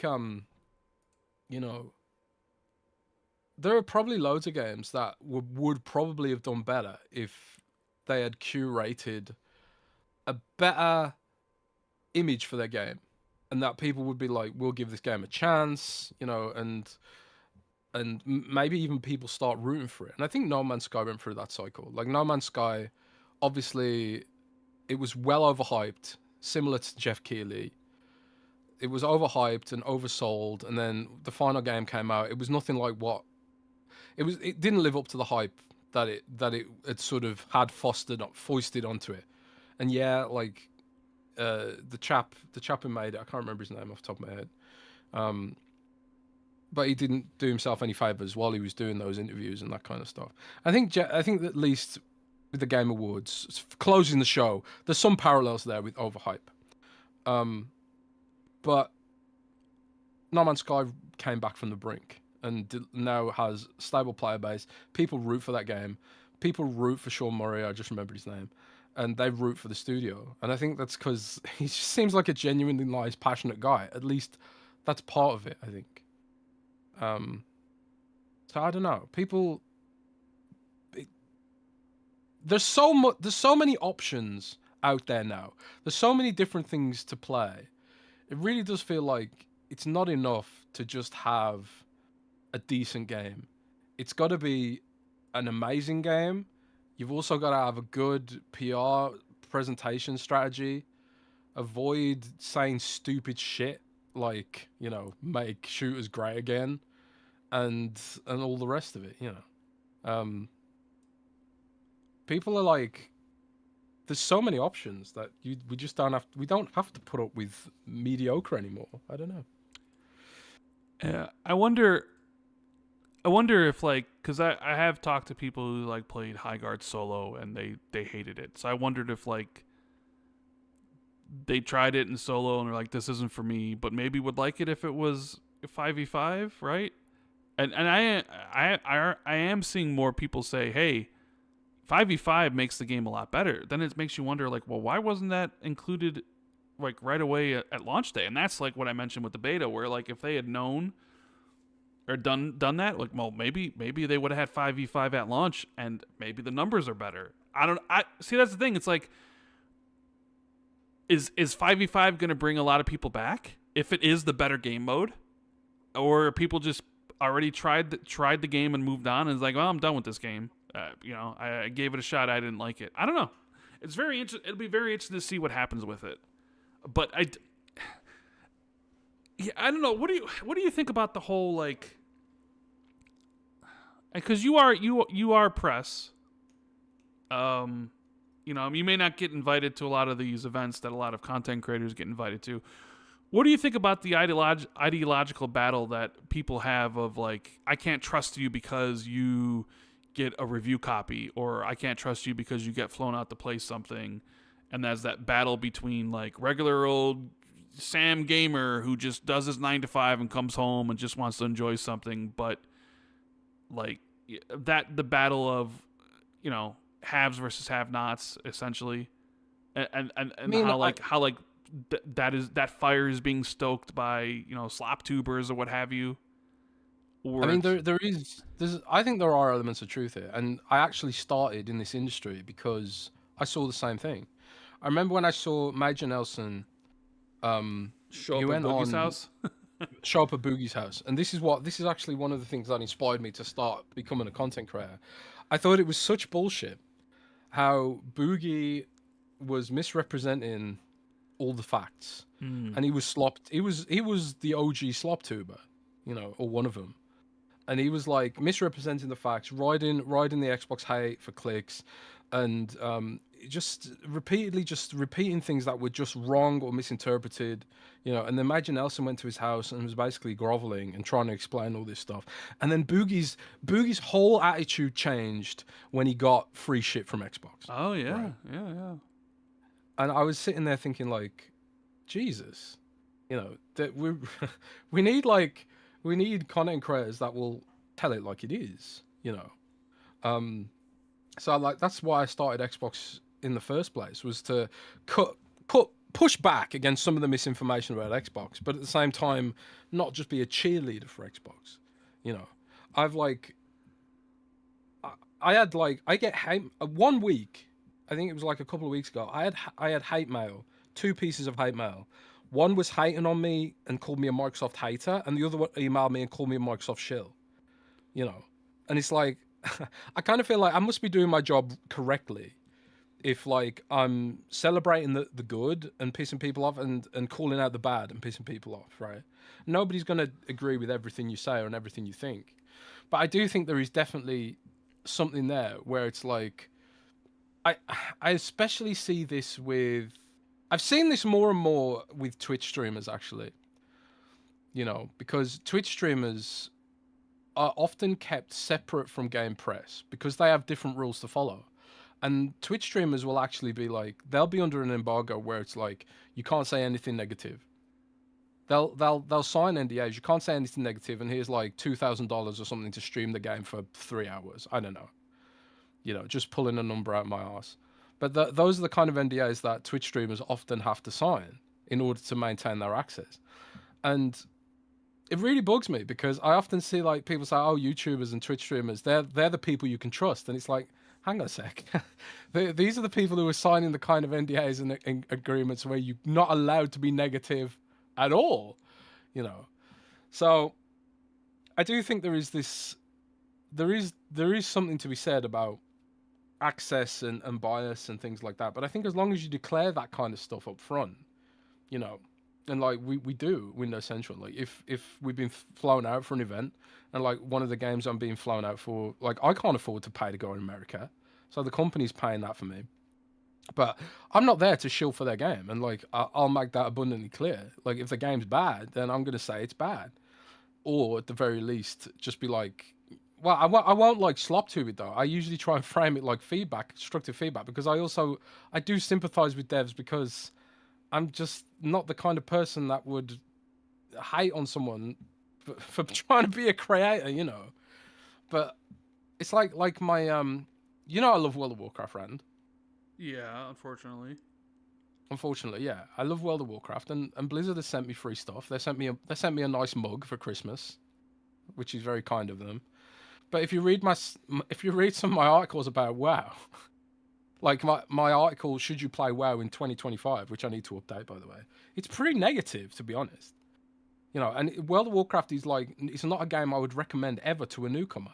And one of my things about WoW feedback is like, the game is not good for a newcomer. It's really bad actually. So like, while like if you're an existing player, they're doing a lot for existing players. They're doing next to nothing for new players and newcomers. So how can I possibly recommend this when the new player experience is so bad? And even they've added like new stuff for new players in the recent patch, and it's still bad. Not good. And I love World of Warcraft. So I think you have to seek out the content creators that you resonate with, like their opinions regularly align with yours, and figure out if they're trustworthy. You know, if they will say things like, frankly, like what I'll say, like, I love World of Warcraft, but a lot of it is nostalgia, and I don't think it's a great experience if you're a new player. You know, so like, I'm not just going to sit here and shill for Blizzard. There's a lot that they need to do better. I don't think Diablo's endgame's very good. I think the endgame of Diablo needs to be a lot better. I don't even think the gameplay loop's that good either. That needs to be a lot better, you know. And they've handled StarCraft as a franchise pretty poorly, you know. And Blizzard's my favorite developer, but I try to be constructive in my feedback, you know. I'm not going to be like some of these YouTubers who are just like, oh, World of Warcraft's dead, you know, or Xbox is dead. There's things that these companies need to do better. So I don't know, but I do. But there's an element of grift here, Rand. There's an element of grift here because I think it is within some content creators' interests to sell this narrative that the media is just bad. Because if people aren't going to the media for content, then they'll come to them for content, right? I'm the guy you can trust. Don't go to these other dudes, you know? Right. I'd be much more interested to hear from a content creator who calls out the content creators that are actually good, you know? Like, well, remember that was didn't what's his face? Skillup's a very good reviewer. The Baldur's Gate 3 guy came out and said there should be a Metacritic for reviewers of games, like so someone could go there. That'd work really well. I think he ended up deleting it or whatever because there definitely were a lot of people in the industry that came out to defend Highguard's honor. Weirdly, I guess, because there was a lot of hate surrounding the game. But did you notice that like a lot of industry people suddenly were like trying to defend the game? It did. In a way that other games wouldn't have received. I don't know. I thought that was strange. Well, I was like, I put a tweet out and I was like, is this game being overhated? Because it did seem like to me. It didn't seem like the hate was organic or even deserved in some cases. I was like, is this game really as bad as everyone's saying? So I put a tweet out like, is this a bandwagon? Because I was genuinely interested, because I didn't know, because I haven't played it myself. And I haven't really been following the discourse, because things are a little bit chaotic at work for reasons we explained last week. But, you know, so I can kind of see that it did sort of reach this fever pitch of like, are things just being overhated on purpose? Are people actively looking for the next thing to hate for clicks? You know, and I hate to admit it, Rand, but I rode this wave myself recently. Like, I've put out a ton of articles about Microsoft's slop and AI and all that stuff. And while I do think it's deserved, it is disturbing how well Google rewards that kind of content. You know, and it's like, well, I can do like an article that's positive, and I've spoke about this before. Like, do you remember? I remember me talking about this when Scalebound was cancelled. Yeah. And Microsoft exclusively told us and IGN that Scalebound was cancelled, and that was my first really huge article. I think it got like 500,000 clicks in a day. That was my first really huge article, and I was just like, remember, why can't... Scalebound was the one game that was going to get people to buy an Xbox One. Yeah, I was just shocked at like how many clicks you could get just from negativity. I always remember. You know what I always remember? The Scalebound like reveal thread on Reset Era at the time was like 3 pages long. The Scalebound cancel thread on Reset Era was like 20 pages within like 5 hours. More people cared about the game when it got canceled than cared about the game when it was shown off in its various forms. Yeah, Suddenly. I mean, it's none of this is new. I mean, like if you go back to when the printing press was invented, you know, it's been like this for years. But I think social media and AI especially, like, and algorithms, automatically generating algorithms, have really amplified this whole phenomenon of hate is the meta. Whether you're a YouTuber, a podcaster, a blogger, or just sending out a tweet, hate is the meta. And it's a shame, but it's also the human condition just sort of amplified. And I suppose like when there's money involved too, like my X account, I make scarily good money on X just from tweeting. I never look at how much money I'm making, but when I do, it's like, shit, that's quite a decent chunk of change for what is effectively just tweeting, you know. And I'm not someone who rides that. Like, I could go into like political propaganda and get way more engagement. I think how much money some of these really big accounts must be making. Thousands upon thousands, tens of thousands, absolutely. But so then you have to wonder if their positions are, do they actually believe in it, or is it all just a grift for cash? Yeah, but it doesn't matter if all you care about is earning the money. Then that's the meta. That's going to be the meta. Sure. The algorithm rewards the algorithm. Like, to be fair to X, they open source their algorithm, which, you know, other companies haven't done. Like Facebook hasn't done that, and you can actually see like what signals they look for, you know, and it is literally just clicks at the end of the day. It's not like they look for negativity and then amplify it. So in a way, it is the content people are clicking on which drives this whole phenomenon. And, you know, as Doom said, you control the buttons you press, right? So we are kind of to blame for all this. But I suppose it goes into a wider discussion of, should platform holders analyze the tone of a tweet and then downrank it or promote positivity? But then you get into discussions of like toxic positivity. And if the algorithm prioritizes fake positivity, then we'll end up in another weird situation where everyone's being sycophantic all the time on purpose for the meta. Man, it's getting deep again. I don't like when the show gets too philosophical. But these are legitimate things and issues that I suppose all these companies are they're all sort of talking about together right now, about discourse. Maybe the human race could just do with being a little bit nicer sometimes, eh? Tell me something nice, Rand. Tell me something nice. You're a good co-host of a podcast. Ah, thanks, Rand. Yes. Yeah. And I think you are an adequate host of the podcast. Adequate? I'll accept it. You know. Adequate, it's okay. I mean, would you rather do this show solo? I mean, you did the show solo 3 times in a row. I mean, did you enjoy it more? No, I did not. I definitely did not want to do it solo. No, you definitely didn't. You definitely don't want to do it again solo? No, definitely not. Do we mop up some super chats? Yeah. So, okay, with them adding Highguard 5v5, does that make you want to play it again or play it? I've just downloaded it.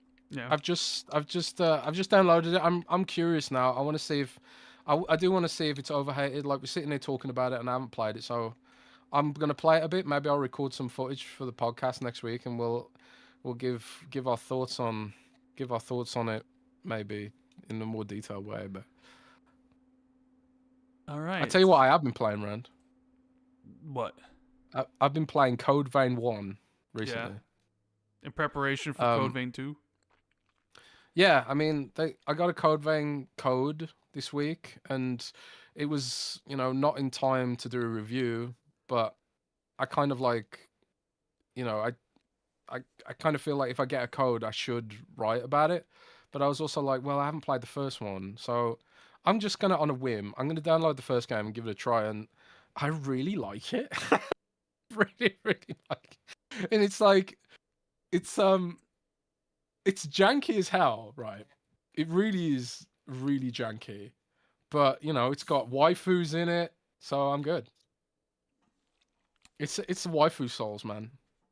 It's Dark Souls with waifus. Like, what's not to like, bro? I guess. What's not to like? We have a super chat here from Guy just chilling. Hey guys, I just wanted to say, Jez, I'm calling all ponies, quote, player haters. Love the show. Keep them coming. Take care and stay warm. Peace from Mass. Thank you. We got one from Just Normie, who just gave us $2. Appreciate you. No message. We got Mr. Joaquin Branch, member for 4 months, says, hey, sexies, what is the over-under in the next Xbox not just launching with its new controller iteration, but also an Xbox-branded mouse and keyboard? I actually wrote an article quite a while ago now, where I argue that the next Xbox should launch with a keyboard and mouse, because one of the things I think the kids yearn for is multitasking, and they really yearn for social. And I think one of the issues with the current gen Xbox and this is PlayStation and Switch as well, is that you can't type. You can't just type, If you want to have a conversation with someone, you've got to call them, and then oftentimes it's a one-on-one conversation. Whereas, like, if you're on Discord, you can type to multiple people at once, and it's really easy to just click around. I'm going to click on this person now, I'm going to click on that person, so on and so forth. So I've argued that in an article last year that they should launch it with a mouse and keyboard. But at the same time, we're living in an era where costs are crazy. So, like, if you're adding a controller, a mouse, and a keyboard on top of the price of RAM and all the rest of it, how expensive is that going to be? It's going to be a pricey boy. So, see, I could see it being, there is a mouse and a keyboard that you can buy separately, but it's not bundled with the system. Yeah, so I imagine that's how it'll go. And there's also this rumor that the next thingamabob, the Steam Deck has an option that doesn't come with a controller at all. So I do think there's also this universe where the next Xbox would have a SKU that doesn't have a controller or a keyboard or anything. It's just the device to give people an option to use their existing stuff. Because if it is like, if it is in essence a PC, you don't necessarily need to have a new peripheral for it, right? You can just use what you've already got, I would assume. So, I don't know. We'll see what happens. We got Just Normal, who says, the vocal minority hate free-to-play games. The numbers tell you that this is where the money is, period. A lot of games would love 9,000 concurrent. Yeah, I mean, the vocal minority does hate free-to-play games because they don't like multiplayer games. Absolutely. A lot of games would kill for 9,000 concurrent players, but I'm not sure 9,000 concurrent players. Can a free-to-play game sustain itself on that, though? I mean, you're talking about 9,000 after 3 days, and usually games decline. They don't necessarily hold their audience like Arc Raiders has, which I sort of think is a miracle. And it's not like the fact that Arc Raiders has basically maintained its entire user base since launch, right? That really doesn't happen. So you have 9,000 is a good number for a game, but in a week, is that number going to be 4,000? And then in a month, is that number going to be 2,000? I don't know, and I don't know what their expectations were. And I will agree with you that there is a vocal minority that is very, very vocal on social media that really does not like multiplayer games. When clearly, I mean, multiplayer games are probably the most free-to-play games. Are probably the most played games in general. I just want to throw this in. Just want to throw this in to illustrate your point. Like, people say Overwatch is dead, but Sure. because of the Steam numbers, and it's like, nah, it's actually one of the most played shooters. We just don't have visibility on it because everyone's on Battle.net. Well, I mean, even Same with Call of Duty. if you just a look lot of at people are on Battle.net. like if you just look at like Xbox and PlayStation's like most played games charts, right? Like I'll go Xbox right now. Xbox most played. Highguard right now is at 11,000 players. This is Xbox's most played games. So this is the games that are most played on the console or whatever. You got Fortnite, free to play. Roblox, free to play. Minecraft, which is paid for, but it's in Game Pass. Call of Duty, which has a free to play mode in it. Rocket League, which is free to play. NBA 2K6, full price. GTA 5, full price. Rainbow Six Siege, which is now free to play. Madden, well, it's on sale right now, but Arc Raiders, GTA Online, Marvel Rivals, free to play. Forza Horizon, EA. Like, do you get like the most popular games on Xbox and PlayStation essentially are the free to play multiplayer games with the sports titles thrown in there. So it's not just true on Xbox, it's true on PlayStation. So it's funny when people think like the haters out there of multiplayer free to play games think that they're the majority, but in reality they're themselves are the minority. Like the user base, the majority user base on Xbox and PlayStation are playing the multiplayer games. Like it's just a fact. I mean, granted, when you have a single player game that comes out, it might top the charts, but then because it doesn't have any staying power, it'll eventually leave, right? Like, I mean, I'm sort of surprised by how far Battlefield 6 has fallen far, Jez. Where is it now? 1, 2, 3, 4, 5, 10. It's 15 on Xbox right now. It's slightly above Red Dead 2. I mean, Apex is 17. But I mean, this whole chart is just dominated by multiplayer games and free to play games. Like I'm shocked at myself, like how far and how fast I dropped off Battlefield 6, and I'm not even sure why. I can't even really put my finger on it because I feel like I play Battlefield 5 more than this, and I don't even know what it is. Part of me wonders, like, I mean, I can only speak for myself. I'm tired. You tired? I'm tired, and I feel like Battlefield is quite a sweaty game, if you're trying to like play it well. And I'm just tired, and I'm just like, I don't want to play sweaty games anymore. Like if I play like Overwatch, it just doesn't feel hard. Battlefield feels hard. You have to like you have to work for the win, Where in Overwatch, it's just kind of like, well, I know exactly what I'm doing, and it's really easy and simple and a bit brainless. I don't know. Yeah. But that's why I dropped off. But you like the sweat, evidently, because you play Arc Raiders. Well, partially it's because I have two friends that want to play the game as much as me. And if I didn't have that, I wouldn't even played it. So I wonder if that's a part of the thing with Highguard is like, because apparently playing Highguard solo is a travesty. I mean, you could play Arc Raiders solo and be. Is it an extraction shooter? Arc Raiders? Yeah. No. Highguard is a mishmash of stuff. So is it Battle Royale? It's more of an arena shooter. It's more of like a MOBA arena shooter kind of thing. See, I like the sound of that. Yeah, so maybe it fits into your thing, but I just know that people who played it solo didn't really particularly enjoy it, but people who played in groups enjoy it more because you can strategize and talk and stuff. Right. Where Arc Raiders you can play. Is it lane based? I don't know. I haven't played it. I don't know. I'm based off. But Arc Raiders you can play solo, and you have just as a good time as you could play, with duos and trios. But one of the reasons why I am playing Arc Raiders as much as I am is because I have two friends who want to play it every single night just like I do. So like their enthusiasm and their is infectious because it makes me want to keep on playing it. So like if one of them dropped out or both dropped out, I'd probably drop out, you know? And I sort of wonder if that's the same for Highguard, where they're like, you know, you have a group of friends, but one of them's not interested in Highguard, so you try Highguard yourself, but you don't jive with it because it's solo, so you're like, I don't really want to play this solo. You need to communicate it, but my friends aren't interested, so I'm not going to play it. Does that change with 5v5? Because now you can get more people to play it, essentially.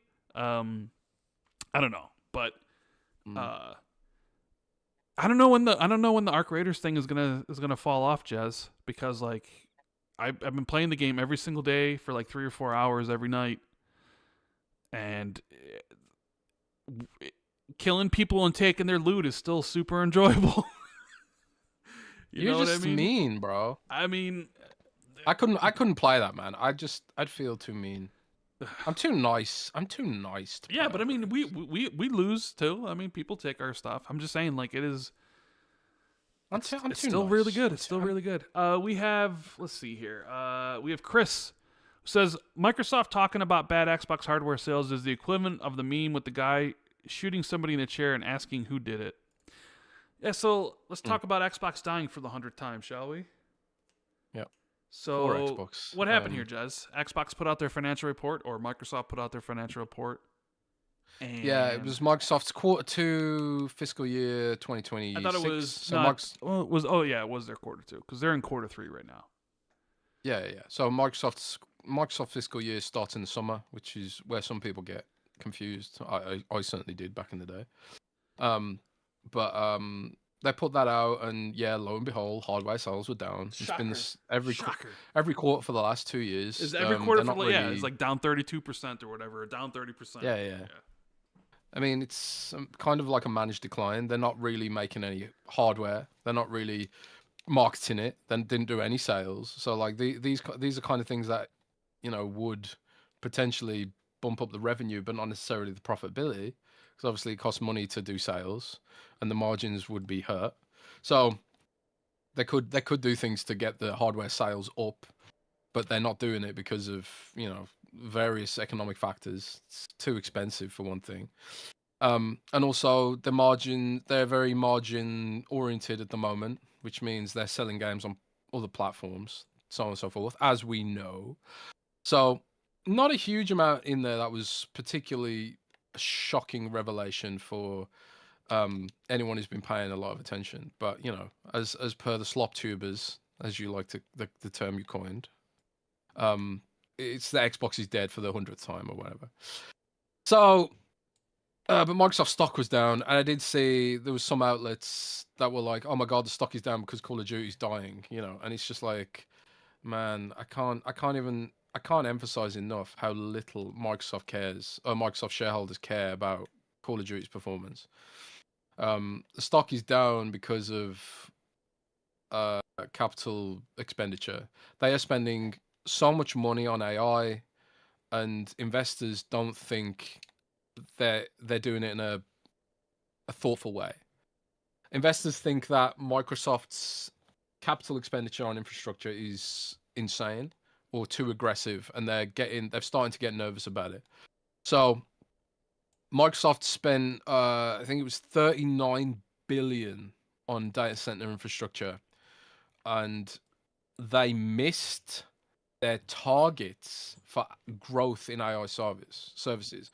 So while like AI grew, I think AI grew as well, like 39 billion or something. It was supposed to grow 41 billion, which signaled to investors that, oh shit, maybe it's, you know, plateauing, despite the fact they're spending all this money on infrastructure. So that's kind of like why the stock was down. But, you know, it's not a good look anyway. Like Xbox overall was down 9%, I think, which underscores how big Call of Duty is to Xbox's overall footprint, a disproportionate amount, which is probably not where you want to be. Like Microsoft's business model, Microsoft's strength has always been its diversification. And if Xbox's revenue revolves entirely around Call of Duty, that's not where Microsoft wants to be. So first of all, it's not great that Call of Duty was down in the first place, which I would say was a miss. It was probably like they misjudged the market. They went in with another Black Ops back to back, which they've rarely done, if ever. Have they ever done that, Rand, where they do back to back themes? I mean, they did I don't know if they've ever done Modern Warfare 2 and 3 back to back.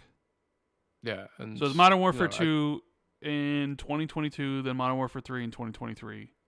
No, wait. Yeah, I mean, I forget the release, but I'm pretty sure they did Modern Warfare 2 and Modern Warfare 3 back to back. Yeah. Okay. Well. Oh yeah, and then 2024 was Black Ops 6, and then 2025 was Black Ops 7. So basically, they did 2 Modern Warfares back to back, and then 2 Black Ops back to back. Yeah.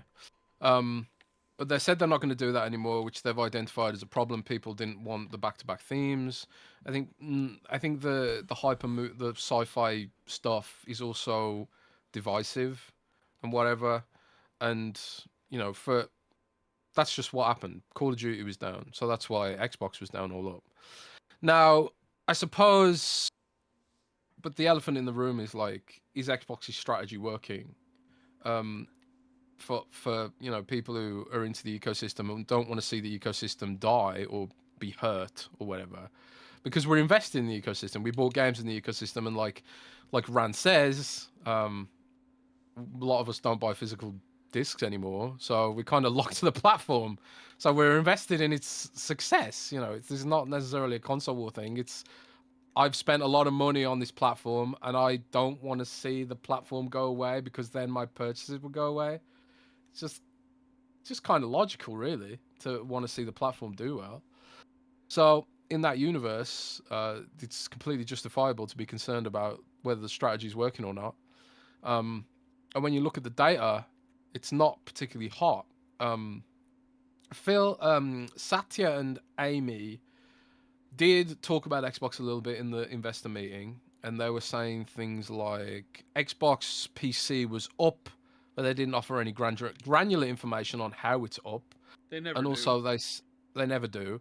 And also they said Xbox cloud gaming is seeing record usage, but again, they didn't share anything granular, so we can't really do anything with that information.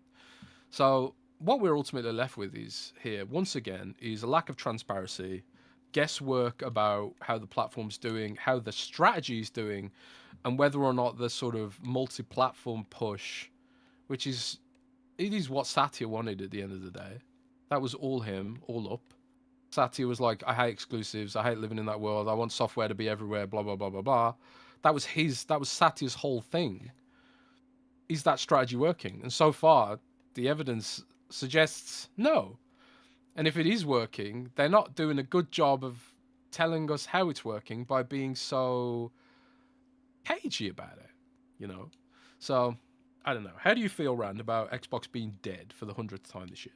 I always laugh when that sort of things pop up, right? Like, I mean, on the face of it, you look at it, and on the backs of reporting being like, hey, we need a 30% profit margin for Xbox, blah, blah, blah, blah, blah. And then you see the numbers that Xbox is pulling in versus the numbers that other Microsoft divisions are doing.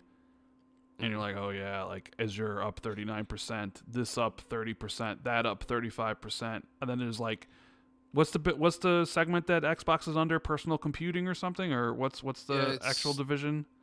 It's called more personal computing, so that includes like Windows, Surface, the consumer stuff. It's like down 10% or whatever it was. Yeah. And then Xbox itself is like content and services down 9%, which was high because they give guidance every fiscal year, right? So every report. So back in like October or whatever, they said that they expected that quarter that it would decline between like 2 and 6%. And actually declined 9%, which was more than their outlook was, and their outlook for this quarter is also another decline, right? So like you have the hardware declining in and of itself because, I mean, why would it? Like, they're not making the systems. The systems are too expensive. Like all their games are on other platforms day one. It's like there's no reason to purchase an Xbox console. and so it's just kind of like a phased. They're basically phasing out the Series X and S at this point, right? It's like whatever they make is what just to keep up with the slight demand for it, whatever. So like the revenue from that is down, which has been like that for 2 years. But the surprising part, I guess, is like the whole revenue of content and services, because that part was supposed to grow because like you got Activision Blizzard fully integrated. You're also now releasing all your games on other platforms, so you're supposed to be making more money, and it's a decline. Yeah. And it looks bad because it's like, well, isn't going multi-platform supposed to sort of fix that? Even though you look at it like it's still a lot of money they're bringing in. I don't know the exact number or whatever for that quarter, but it was like I think it was like $5 billion something. Like, so Xbox by itself is in the Fortune 200. So if you separated Xbox out, it would still be one of the biggest companies in America. So it's not like Xbox is sure, in trouble, and they're making a ton of. It's just it's not growing in comparison to other Microsoft divisions that are growing 30%. So like you hear that, oh, Microsoft wants 30% on this stuff, and then it's a decline. It makes you wonder, like, well, how safe is Xbox under Satya? Like how much is he going to be out for blood if like Xbox goes down another 10% and then another 12% or whatever? Like, is that okay? Is he fine with it? And like, yeah, it is because of Call of Duty.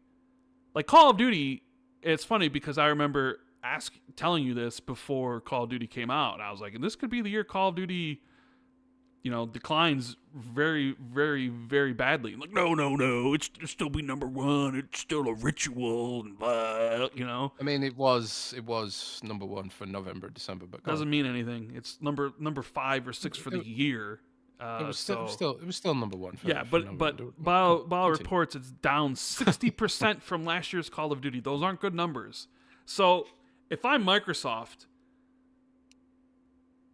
I'd be scared shitless at this point. If not Microsoft, if I'm on Xbox, I'd be scared shitless because I guess you got to look at it one of two. How does here's another angle though. How does Call of Duty being down affect PlayStation's bottom line?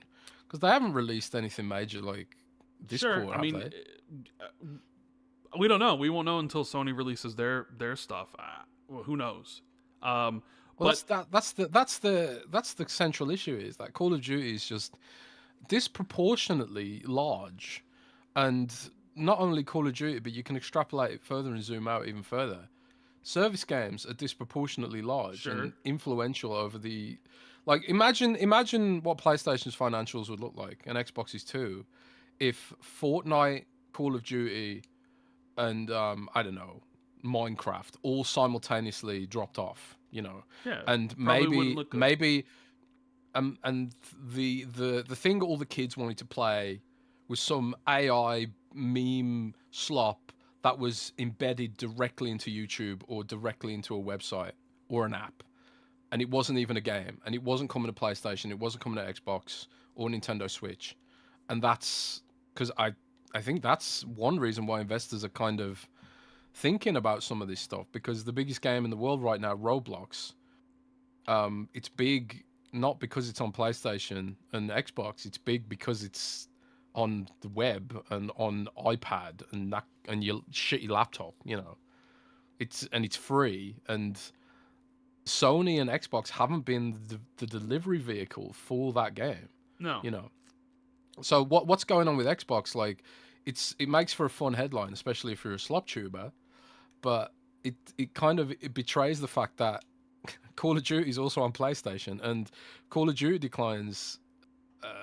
We've got an issue because it means like youngsters are finding ways to play games while cutting out the middleman, which is Xbox and PlayStation. Well, that's user behaviors all up is changing. User behavior is changing all up, for better or worse. And that leads people to are layoffs and away. Studio closures and stuff. But like what I was gonna say was. This might have Microsoft scared shitless because there's like two ways this could go. with Call of Duty because it makes so much money that it affects so much of the bottom line that if it declines, then your overall revenue is going to decline. Because it just, like, if Ninja Gaiden 4 doesn't do well, whatever, it's like a rounding error in comparison. But if Call of Duty doesn't do well, well, there goes your quarter, essentially. Maybe even there goes your year, right? Considering last year, Call of Duty Black Ops 6 is one of the best selling Black Opses ever. So, which I don't get. Like, what was so good about last year's? Last year's was pretty damn good. I'm just saying, like, I liked it quite a bit. But, like, I'm just saying, like, so... It declined pretty badly. Now, your hope, if you're Xbox, and even if you're a Call of Duty fan, your hope is like this is a blip in the radar. Your hope is and your hope is that they can remedy it, they can fix it, because Call of Duty's gone. I really don't think Xbox is taking it like that. I don't think they're sitting there thinking this is a blip. Hold this on. is why they're going. You didn't let me finish what I was saying. All right, go on. You know, because like I said, it can go one of two ways. Like, one, it's a blip in the road, where it's like we've had this before. We've had this with Infinite Warfare. We've had it with Vanguard, where people got sick of the product. People didn't want the future stuff with Advanced Warfare and Infinite Warfare, and we had to pivot. So they pivoted back to World War II, like what people liked about Call of Duty, and boom, we had the boom again, right? World War II was great. Even Battlefield had a huge resurgence with Battlefield 1. But then people got real sick of the World War stuff real fast. And then Vanguard was received very poorly and was like one of the worst selling CODs ever. And they pivoted right back into what? We're going to remake Modern Warfare. We're going to remake the trilogy, remake the Call of Duty games that, you know, propped it up into its popularity in the first place. And boom, Modern Warfare 2019, one of the best-selling CODs ever, and they kind of strung that out. But so you sitting there thinking like, okay, well, we did run into some very stiff competition this year.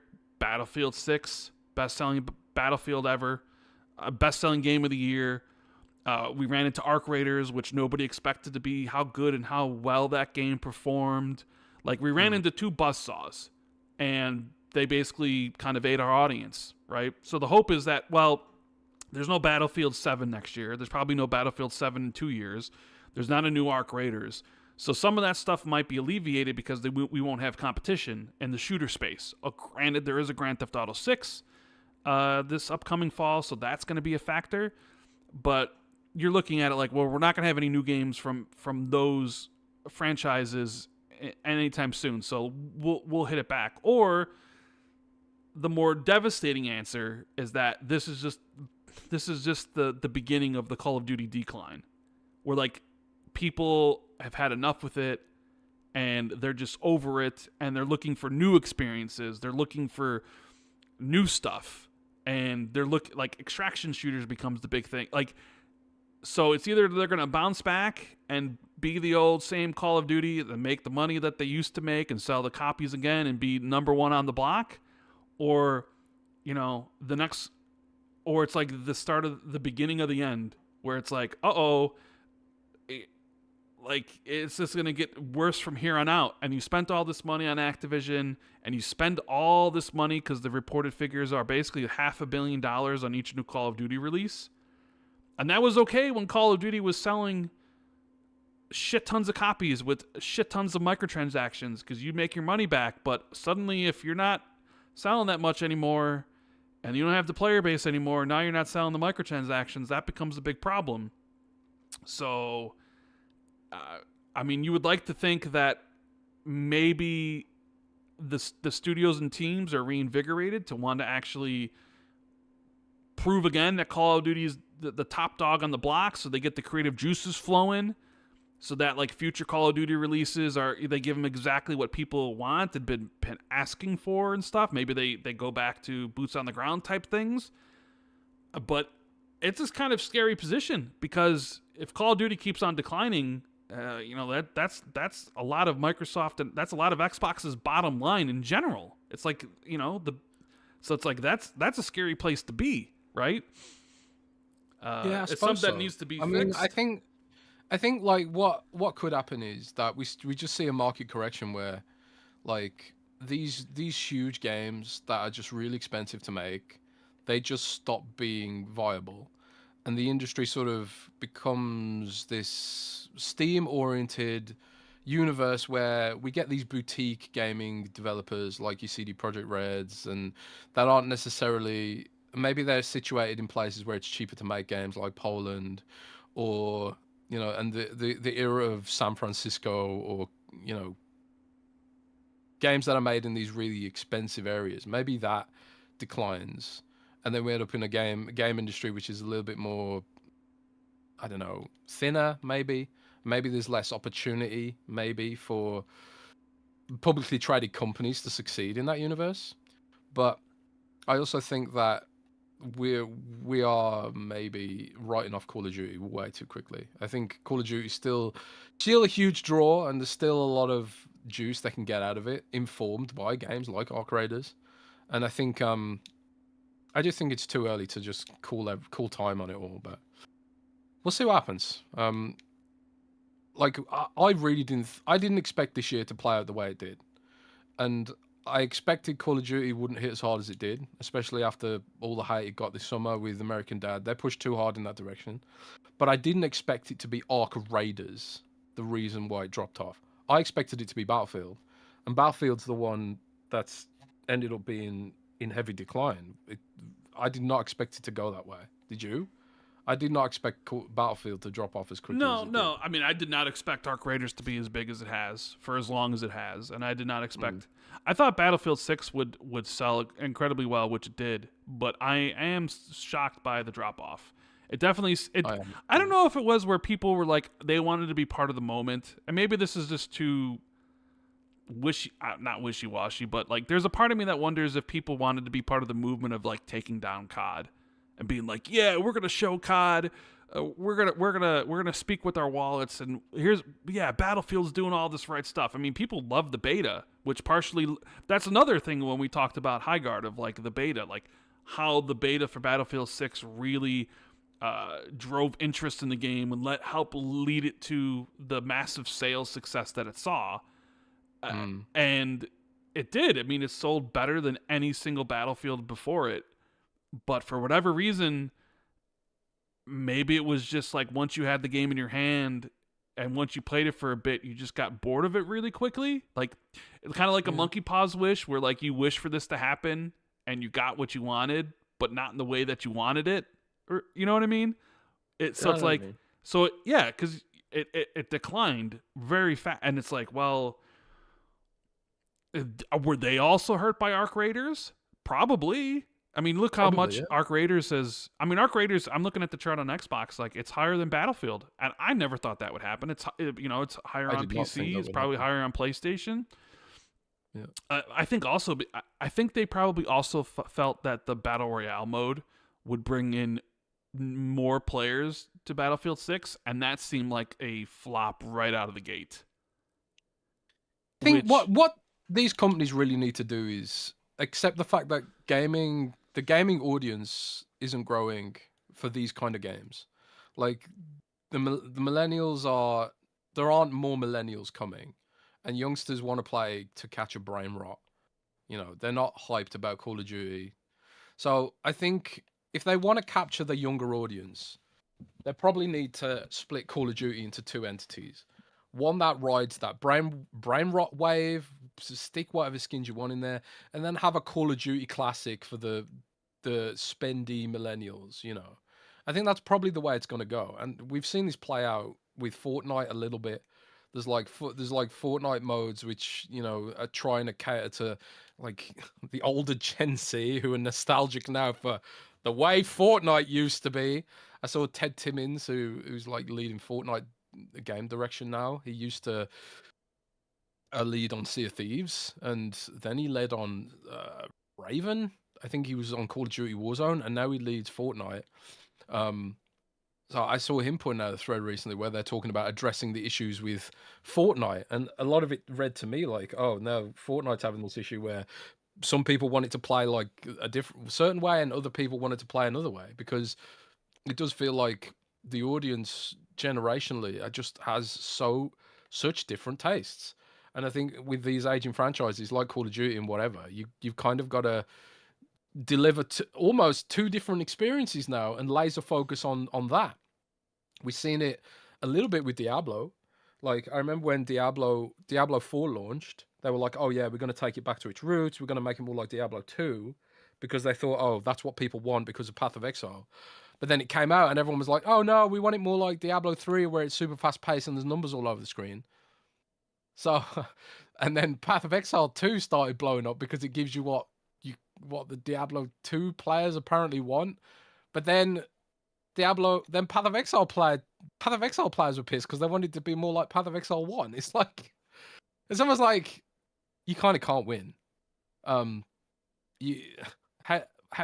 There's a finite amount of people with any sort of specific behavioral type, I suppose. And developers are increasingly like, we've got to focus a little bit more on meeting players exactly where they are, not just from a platform perspective, but also from a gameplay perspective, and offer different experiences to different kinds of people. At least the bigger games. The smaller games shouldn't try and do too much all at once. Like, I think Battlefield bit off more than it could chew, trying to be a battle royale and whatever.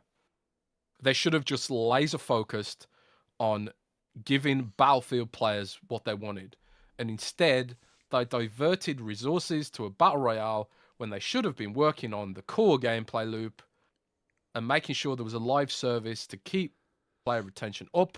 And what happened, Rand? They lost both audiences.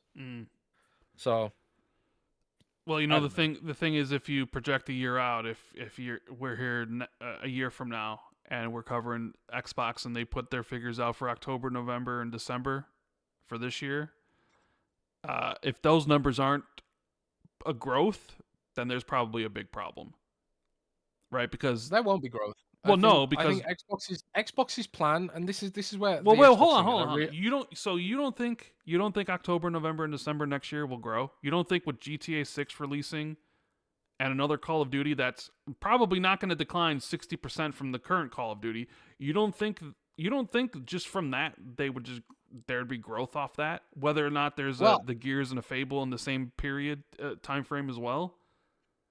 I would hope you still think growth. they decline? I don't think it's guaranteed. No. I think if they decline with GTA 6, that is a very, very, very, very bad sign. I think if it does decline, it will be an industry decline, not just Xbox. If only Xbox declines, then yeah, it's a bad sign. But I think if if PlayStation sees similar declines, because let's remember, PlayStation also saw holiday declines, then I think that there is a generational behavioral issue. We haven't gotten PlayStation's reporting yet. They haven't done their financial report. we got some of their holiday sales, and I think they were projecting hardware to be down. But we haven't gotten any of their financial reports yet. But I'm sort of shocked, because I think next year, October, November, December, it's a shoo-in for an increase.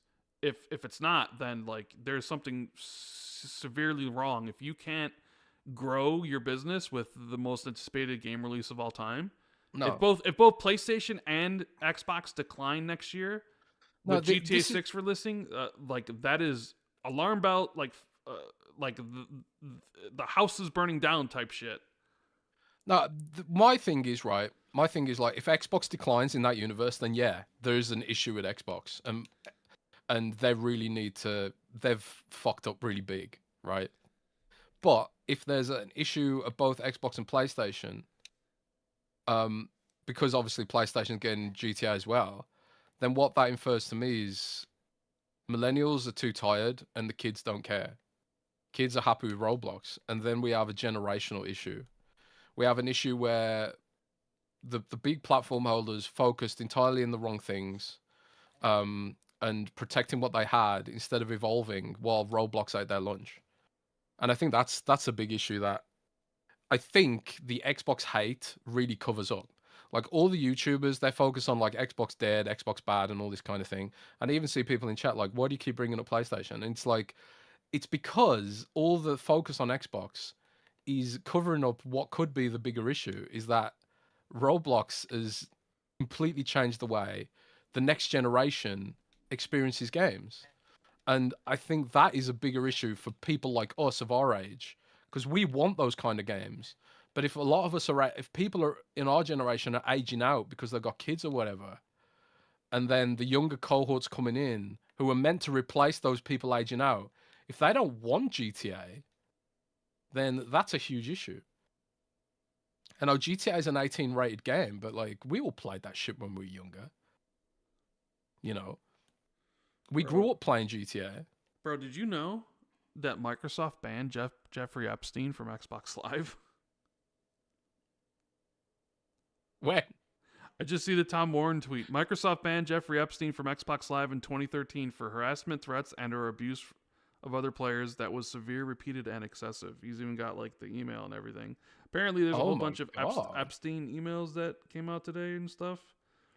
But yeah 2 million. Xbox banned Jeffrey Epstein from Xbox Live in 2013. What is going on? That is what the fuck? Well, I feel like we're in the. There's an article that you can write.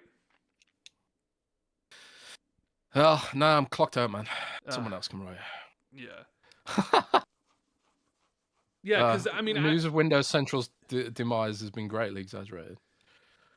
Dude, people were celebrating. People were saying it was all down because of Xbox, and I'm just like, was it all because of Xbox, or was this because the way the industry, the way the journal, the industry is now is just unsustainable with AI and everything? Well, it's the people who got laid off at Windows Central and across Future. Like Windows Central was not specifically targeted. It was like all of Future got layoffs. I think some website reported. Now I don't even know because like we're quite siloed. But like some website that covers the press, a press website that covers the press, I think they reported something like 46 layoffs at Future, something like that. It was, and the people that we lost, and we weren't told about this, by the way. We were just told one day, okay, these people have been laid off. The people that were laid off weren't even writing about Xbox generally. It was all like the kind of content they were writing was generally guide content and reference content. And a lot of their traffic hinged on guides, the kind of stuff that like Macca would make. How to do this on an Xbox and how to do that on Windows and, reference articles. But AI has stolen all that traffic. So like if I write a guide article, and I've tested this myself, by the way. If I write a guide article about, how to do this on Xbox Ally, like I wrote a bunch of Xbox Ally guides the other month. There was no information on AI about how to do some of the stuff that I wrote about until I'd written that article. AI just stole the content and then, didn't give us any clicks for it, So, but I'm kind of lucky because I write news and news is trending up. So I've always been a news writer and that segment of the audience isn't going away. But guide writing, which did pay the bills for a long time, that's completely gone now. Because an article that was a guide, that would last for years. Like some of my Resident Evil 7 guides, millions of clicks. People like were looking at those guides for years and years and years. And when Resident Evil 7 came to Game Pass, they all got loads of clicks all over again. But like Resident Evil 8 came to Game Pass, nope, no clicks. Because it's all gone to AI and Google summary box. It's Google summary box that's the main issue. When you search for a guide, Google just steals the article. It's fucking annoying. So now we don't write that kind of content anymore. But where is AI going to get the information to steal that content in the first place? The whole business model is just weird, man. But that's really what happened. And it's really sad that some big so-called well-respected YouTubers are like celebrating that. It's like they weren't even writing about Xbox for one thing. And second of all, they were like really nice people and didn't deserve to be laid off. And they were way nicer than me. So it's just fucked up, man. People are sad, sick, losers, man. That's true. That's true. It's interesting when you look at the way headlines are sometimes written. Like I'll bring this one up. Cause did I? Yeah.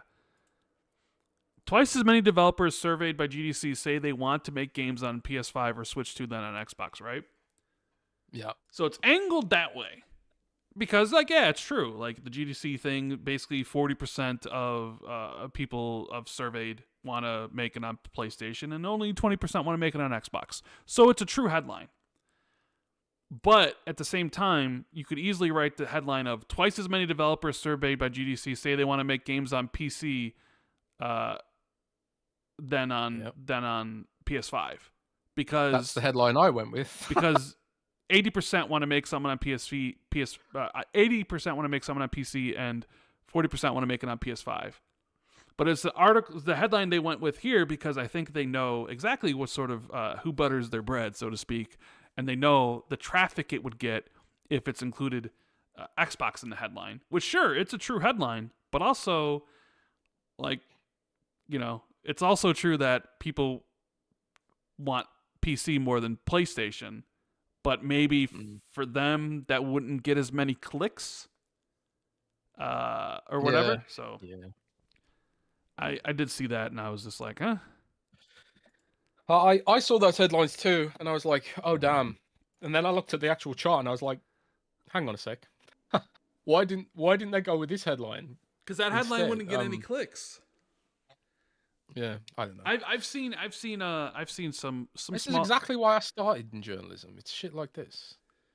Well, I've seen some people run experiments with headlines on YouTube and stuff where they have like a title and it's kind of whatever, but then they'll change the title to like Xbox is dying or whatever, and suddenly the views will spike or it'll do really well. You can do those A/B tests. Yeah, I know. I'm just saying, like, so like there is something to be said for the algorithm wanting that type of content, or like people would rather click on that content than the other way around. Like, I guess an article of like, hey, twice as many developers want to make games for PC than PlayStation 5 just doesn't bring in the clicks, because like, yeah, because it's like, oh well, yeah, that makes sense, I guess. PC, Steam, like, yeah, sure. But if you include like, over Xbox, the dirty Xbox, kind of feeds in that whole narrative. Like, yeah, let me click on this. Yeah, let me revel in the death. Yeah, right. Like, it's the thing is, right, at the site, like, this is an issue that YouTubers and social media and whatever hate on this shit, and we also see this with other sort of battles between platforms, like the whole Android versus iOS thing, but maybe to a lesser extent. But I can't help but feel like it's kind of Microsoft's job to fix that, isn't it not? Shouldn't Microsoft be working to fix some of these perception gaps? Like, GDC, like, I think with the GDC survey, I think there was an element of activism and performative voting there. I think people see Microsoft as this big nasty corp which is pushing AI, and at least partially they use this poll to attack Microsoft. And I think that Microsoft's earned that with the way they position themselves. But like, if you look further into the survey, it also said that 40% of developers' games have shipped on Xbox last year, and 47% shipped on PlayStation, and 8% shipped on PC. So like, if you look at like what the real world on the ground reality is for games shipping, people, almost half still ship on Xbox, and comparatively so with PlayStation. So that's like the real world on the ground. Like, yeah, people may be down on Xbox in the dev community, but they're still shipping the games on Xbox because people still buy them, apparently. So when it comes down to money, things are different, right? But I do think it can't be helping the platform that people feel this way about Xbox, whether it's consumers, fanboys on Twitter, or YouTubers constantly riding this meta of, hey, Xbox automatically get clicks. It's guaranteed clicks. I do feel like Microsoft should be doing something to fix that to some degree. I don't know how you do that, but there must be some examples in history of a company that had a shitty image and then fixed it. Maybe. Is there, Rand? I don't know. Did EA ever fix that image? I don't think they did. I mean, there was a point where EA, I think, deliberately tried to fix their image with gamers. That was around the time when they greenlit stuff like Mirror's Edge. And they were doing more of that stuff, and then like they sort of scrapped that, and then kind of Microsoft been whatever. Yeah. Microsoft did too. I think there was a time in history where Microsoft tried to be more exciting, appealing, like especially like some of their Apple-like Surface announcements. You know, they did that whole, they did some innovative, cool shit for a while, and they also they did a lot of I don't know, I suppose you could call it like greenwashing, corporate washing, corpo washing, whatever you want to call it. Where they're like, hey, we're doing all this to fix our carbon footprint, and that kind of stuff, and all that's gone out of the window in the name of AI. You know, they've torched all of those green commitments, and they've gone all in with, okay, our carbon footprint's up 150%, and I think you just start to remember, oh, okay, well, this is a corporation. They don't actually give a fuck, Right. I don't know, but I do think Xbox has earned some of this. The way that Xbox kind of, hikes up the prices, they're not transparent with the state of things. When, Satya's out there talking to investors, we're like, oh yeah, this is up, but it's like, yeah, but you're not really giving us the full picture. I don't know. I feel like there must be something that can do here, but maybe there isn't. I don't know. I think maybe announcing whatever their next hardware is, it would be maybe go a long way to because I did see reporting today, well, the last couple days of how could Microsoft afford to release another console? And I think one was from Paul Tassi from Forbes, and the other was from Eurogamer, I think, or whatever. So people saw the financial reports and were like, the hardware keeps on declining, and you're multi-platform. Like, why do you need hardware? Like, are you actually doing it? So I think maybe announcing the hardware would probably maybe go a long ways to, I don't know, like putting a nail in the coffin to those sort of speculative. Sarah articles. already did, though, didn't? Yeah, but Sarah the thing is, did announce they the hardware, did, and it did help for like 5 minutes. It did, but then like Xbox did a whole bunch of other stuff, and I guess they could be like, well, maybe the idea's been, maybe like the idea's been scrapped. But if you actually announce the console with like a code name or whatever, like you've done in the past, they'd be like, it's coming in 2026. Then, people will be like, oh, okay, well, you're actually really, this is actually happening. I'm sure people would still doomsday it or whatever, but yeah, I think this that would go a long way. It has to go deeper than that. It has to be like really good for one thing. Sure. But I think like when they announce it and they show the price, then it's going to be back to doomsday. Yeah, man. but I mean, it's kind of like then you worry about that like a year later when you get closer to the launch of the thing. I'm talking about this year. Like if we're talking about things they can do this year, I think announcing your hardware plan for release next year is one thing they could do. Being like, no, we are doing this. It is Project Maryland or whatever the fuck, and it's releasing in 2027. And we're making it. It's not an OEM or whatever. Like they do a thing at the June showcase, and they say it's the monster that eats monsters for breakfast or whatever they want to do. Like sort of a thing. Like we talk to developers, and it'd probably go like we talk to developers and we talk to fans, and we want to know they want an open storefront. So Steam will be on the thing, and you play whatever you want. Like whatever those sort of videos they could make. I think that would go a long way. Because then it's like anytime Microsoft posts their financial reports, at least you wouldn't have people being like, "Why are they doing a console?" Like, I mean, I guess you could be like, "Well, why are they?" But like, I think the answer is pretty clear. It's because there's a dedicated audience that would buy it. Like they aren't gonna, they aren't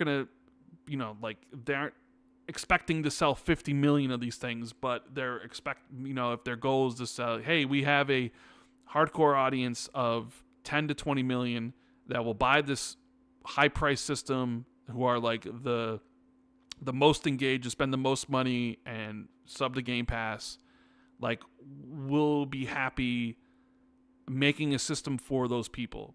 And the system is probably going to be expensive, and they're going to profit from it day one, right? Like I think that would go a long way to maybe get rid of some of the commentary surrounding it. Because I don't really know what else could. Because there's, I think there's probably still going to be layoffs, which will just bring up, bad Microsoft or what have you. So, like, what is something positive they could do? It's like, well, it's, double down on your commitment to actually here's the console, because I sort of feel like if they could, even with them all talking about it and the AMD agreement or whatever, they could still pull out of it and be like, actually, we've decided to go another direction. People would be disappointed, but it's not like, you know what I mean? I feel like they could if they wanted to, but if you actually made a video during Showcase and you gave it a project name like you had before, and it's like it's coming next year, it'd be very, very difficult to pull out of that. Yeah. That's like that's like a firm promise of something, Where like right now it's more, I know right now it's still coming, but like right now it's kind of more along the lines of Phil Spencer saying, hey, the Xbox One X Project Scorpio is going to have premium VR experiences. Right? Yeah. Where it's like, yeah, they wanted to do it, but then VR wasn't a thing, so they didn't.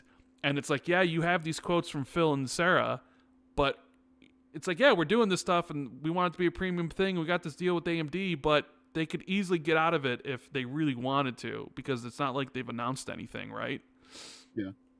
So that's something they could do this year. And then just like still deliver great games like Gears E-Day, Fable hitting right, Halo Anniversary Remake being awesome. Animo. Call of Duty Modern Warfare 4 being really good or whatever. Like they could have a good year just on that stuff. So anyways, let us hit up some Patreon questions, shall we? Yeah, and some super chats too, bro. Yeah, so thank you for checking us out and staying with us on this Friday. Make sure you hit the like button if you haven't already, and subscribe to the channel. You can always support us on patreon.com/XB2, where we, exclusive podcasts and question and answers, all that good stuff, which we'll be getting to in a minute. And make sure to check out our sponsor, Surfshark, where you can click the link in the description, pin comment, and it will... what is it, 2 years? Or is it a 2-year deal for 86% off 2 years or something? It's a pretty good deal if you want to protect yourself on the internet. So, I think we have a lot of... What? I just want to add one final note on the issue of Microsoft not managing their image very well. Okay. We put out a report today, actually, and I don't know why I didn't think to mention this earlier, but we'll put out a report today, but there's a big initiative within the Windows team to fix the perception of Windows right now. The perception of Windows is pretty bad right now. Yeah, it's pretty bad. But that's all part of the same team with Xbox is in, right? And Xbox and Windows are collaborating more than ever because of the next Xbox being a PC. So they kind of have to, right? So that could have some impact on the Xbox side of things, because this is like a top-down effort. This is like Microsoft being like, oh shit, we actually really fucked up here. We're like putting the whole team on AIs, resulted in Windows becoming neglected, maybe even Xbox becoming neglected because of the amount of engineers that had to move over to that effort. And now they've just sort of realized that half of the integrations were just half-baked, and they're pulling back from all that. They're pulling Copilot buttons out of things, and they're working on performance and gaming performance on Windows and that sort of stuff. And like, I actually heard that they're looking at SteamOS and being like, we need to at least get up to par with SteamOS for performance. So see if anything comes of all that shit, I suppose. So we have there is a super chat here from Andy, who says Jez writes nudes. So I guess you write nudes. Got a question here from our Patreon. Laserwolf says, Rand, how excited are you for Brandon Sanderson's deal with Apple TV? I don't really read, so I'm looking forward to being able to experience these books you're always talking about. Yes! So excited. Super excited. Brandon Sanderson, one of my favorite authors, he inked the deal with Apple TV to bring the Cosmere, which is Brandon Sanderson's like overarching book series, to life in feature films and TV shows. And they're starting off with a Mistborn, which is one of his series, as a movie, which I think works perfectly. and Stormlight Archive, which is his one of his not bigger in sales, but bigger, like the books are 1,000 pages plus, like super epic as a TV show. And we knew he was working on it because he mentioned he was meeting with Hollywood. And I feel like this is the right partner because I saw how Prime had treated Wheel of Time with canceling after the 3rd season. We know how Netflix is. If something doesn't really do well, they'll cancel something after a season or 2. Apple seems definitely more inclined towards quality than quantity. And they do have a lot of great sci-fi shows like Dark Matter and Silo and a whole bunch of other stuff that I'm forgetting right now. Pluribus, and people love Pluribus, but like they're a great factory for like science fiction fantasy content. And even my parents were talking about Silo. Yeah, and like Brandon Sanderson's like the biggest, epic fantasy writer that doesn't have his stuff hasn't been turned into movies or TV shows like J.K. Rowling with Harry Potter or George Martin with Game of Thrones. So it was only a matter of time. And so, like, yeah, I'm really excited because I think Apple will. Well, one, he retained a lot of creative control, which is always like a thorn. Where it's like these writers will always change things, which was a big issue with Wheel of Time, where they made changes, and it's like, why are you doing this? Doesn't make any sense. So he retains a lot of control. He's writing the screenplay. So I have a good feeling that we'll actually get like the set of Mistborn movies and like seasons of Stormlight Archive. So I'm super excited. Hopefully I live that long. Hopefully the world's still here in years from now when that stuff actually happens. I just want to play Fallout 5, man. Yeah, wait like 10 years, but you'll be able to. We'll see. Silas says, hello, gents. With Xbox hardware revenue declining every quarter, I just can't see, from a strictly business perspective, the ROI in producing a first-party box. See, even Silas is getting into it. He must have read Paul Tassi's article or the other guy's article. Even if they don't sell the product at a loss, they still need to recover R&D costs, including the AMD contract. All this with yet another year or two bleeding console users to PlayStation. Putting aside your love of Xbox, please show me from the business side how this makes sense. I hear the argument of Game Pass, but without a console, I'm sure they could put the service on PlayStation. Well, PlayStation doesn't want the service, though. That's the whole point. They did offer it to PlayStation before, and Nintendo, and both of them turned it down. I mean, Business 101 is that you produce a product to sell said product, but if most people don't buy the product, you don't make the product. Well, first of all, Xbox isn't bleeding users to PlayStation in any meaningful way. They're bleeding them to PC. If you look at like the way Steam's risen, it doesn't suggest that those users are coming in any meaningful way from the console platforms.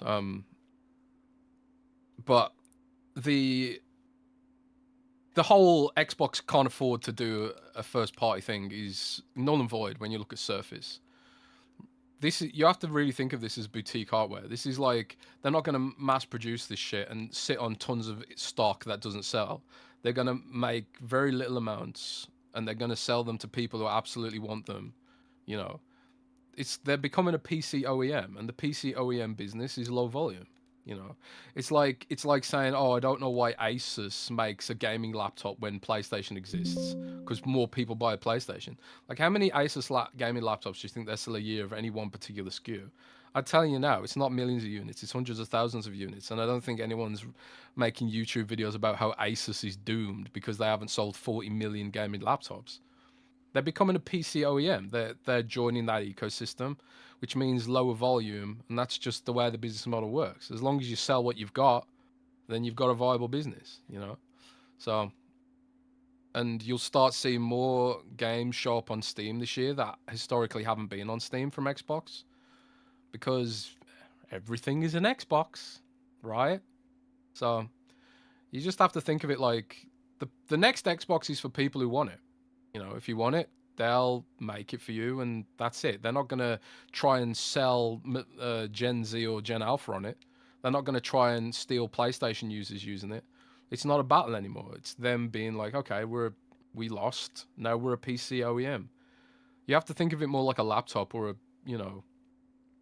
a desktop pre-built. Yeah, that's how you have to think of it. It's not something that's designed or costed out to be something that they have plans on selling 80 million of them and competing with No, Switch 2 or PlayStation 6 or whatever. absolutely not. It's Yeah. like maybe we make 10 million of these things, and we have it set up where if it costs us $1,000 to make it, we'll sell for 1,500.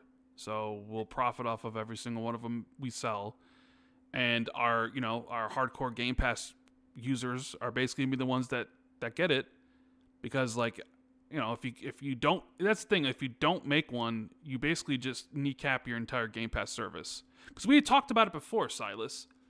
I said, like, you had, like, when they raised the price of Game Pass to $30 a month, the whole idea was, okay, we are going to milk our hardcore users.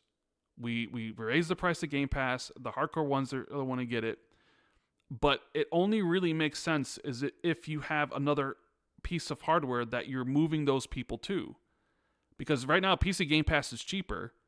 So it only, like, them raising the price of Game Pass and milking them strategy only really works is if, like, you have another piece of hardware that you're soon going to be releasing that you can move those hardcore people to. So I think if part of your enjoyment of the hobby is that you want to be on a winning team, and I don't think there's anything wrong with that. If you enjoy the idea of, like, oh, my platform is winning or whatever, then you're probably not going to be happy with the next Xbox because it's not competing directly with PlayStation anymore. They're becoming an OEM. So if you find that Xbox is boring because it's not competing with PlayStation or Nintendo anymore, then I think that's a valid reason to not be interested in Xbox anymore. But if you actually just enjoy the games and what Xbox offers as a platform, like Xbox Play Anywhere, the ability to have one license that roams to different devices, the option to play on the cloud if you don't have access to, the TV for whatever reason, all those actual features for gaming, if you enjoy those features, then I don't see why, like, there's necessarily a huge amount of concern about what Xbox is doing, I think it's the right strategy for where things have gone. I think it sucks that during the Terry Myson era, they underinvested. They didn't take anything seriously, or they weren't able to convince Satya to invest early enough. But there's no time machine, unfortunately. So we just sort of, like, and then they invested too much. It is what it is. Then they Well, it's invested too debatable. much. I think if they bought Call of Duty back then, I suppose. Well, I'm saying, like, you couldn't couldn't get them to invest in Xbox after Xbox One came out, and it's like when Phil was able to finally get them to invest, it was already, like, really late in the generation, and games are already taken, and, like, they didn't have the studios, so you had to buy some, but those were making projects, and then COVID hit, so, like, games were taking longer. And then it's like, we bought Bethesda, and that's great. And then it's like, oh, then you buy ABK, and it's like, well, now Satya cares because now that's a lot of money. And it's like, look where he ended up, If only he had done it earlier in the generation, Without ABK. I don't think Xbox exists all up without ABK. Like, genuinely. I mean, maybe. I don't know. I guess we'll never know. Maybe there's a parallel world where they didn't buy it, and who knows what the future looks there. Maybe if they had more studios earlier in the generation that they could make content, they would have content ready for earlier in the years of the Series X and S launch. Maybe if COVID didn't happen, things would play out differently. I don't know. If they had acquired Roblox and made it exclusive, maybe that would have done something. But I think even, like, Roblox's strength is the fact that it's everywhere. I really do think, like, well, isn't that Minecraft's strength as well? Yeah, too. Yeah, exactly. Yeah. But I don't think Minecraft being exclusive would have moved the needle anyway. The people are my thing is, if we zoom out far enough, I think the real failure was ignoring the youngsters, not investing enough in building franchises exclusive to your platform that parents felt they had no choice but to get their kids into. But to be honest, that hasn't even worked out that well for Nintendo either, so I don't know. We got Sharky who says, hey guys, I'm really excited to finally subscribe to your Patreon. Thanks for all the content you have put over the years. Well, thank you for giving us your support. I bought myself an Xbox Ally X over Christmas with full intention to start playing some high-powered games on there that my old laptop couldn't play.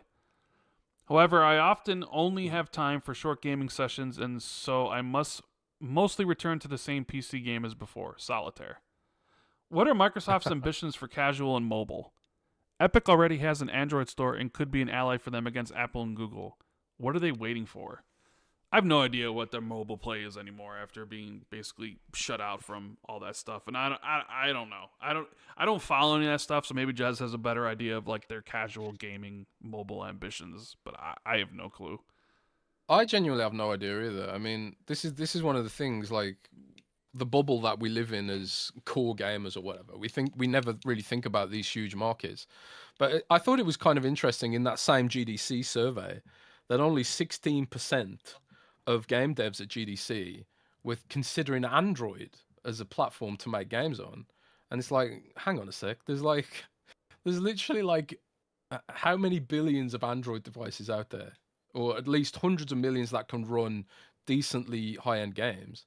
And at the end of the day, it's because the spendy audience just isn't there. You know, like the people who really care about spending a lot of money on games, they're still all on PlayStation and Xbox and Nintendo Switch and Steam. They're not on Android. So even like having a huge install base isn't the silver bullet that I suppose a lot of people think about when they're talking about console wars.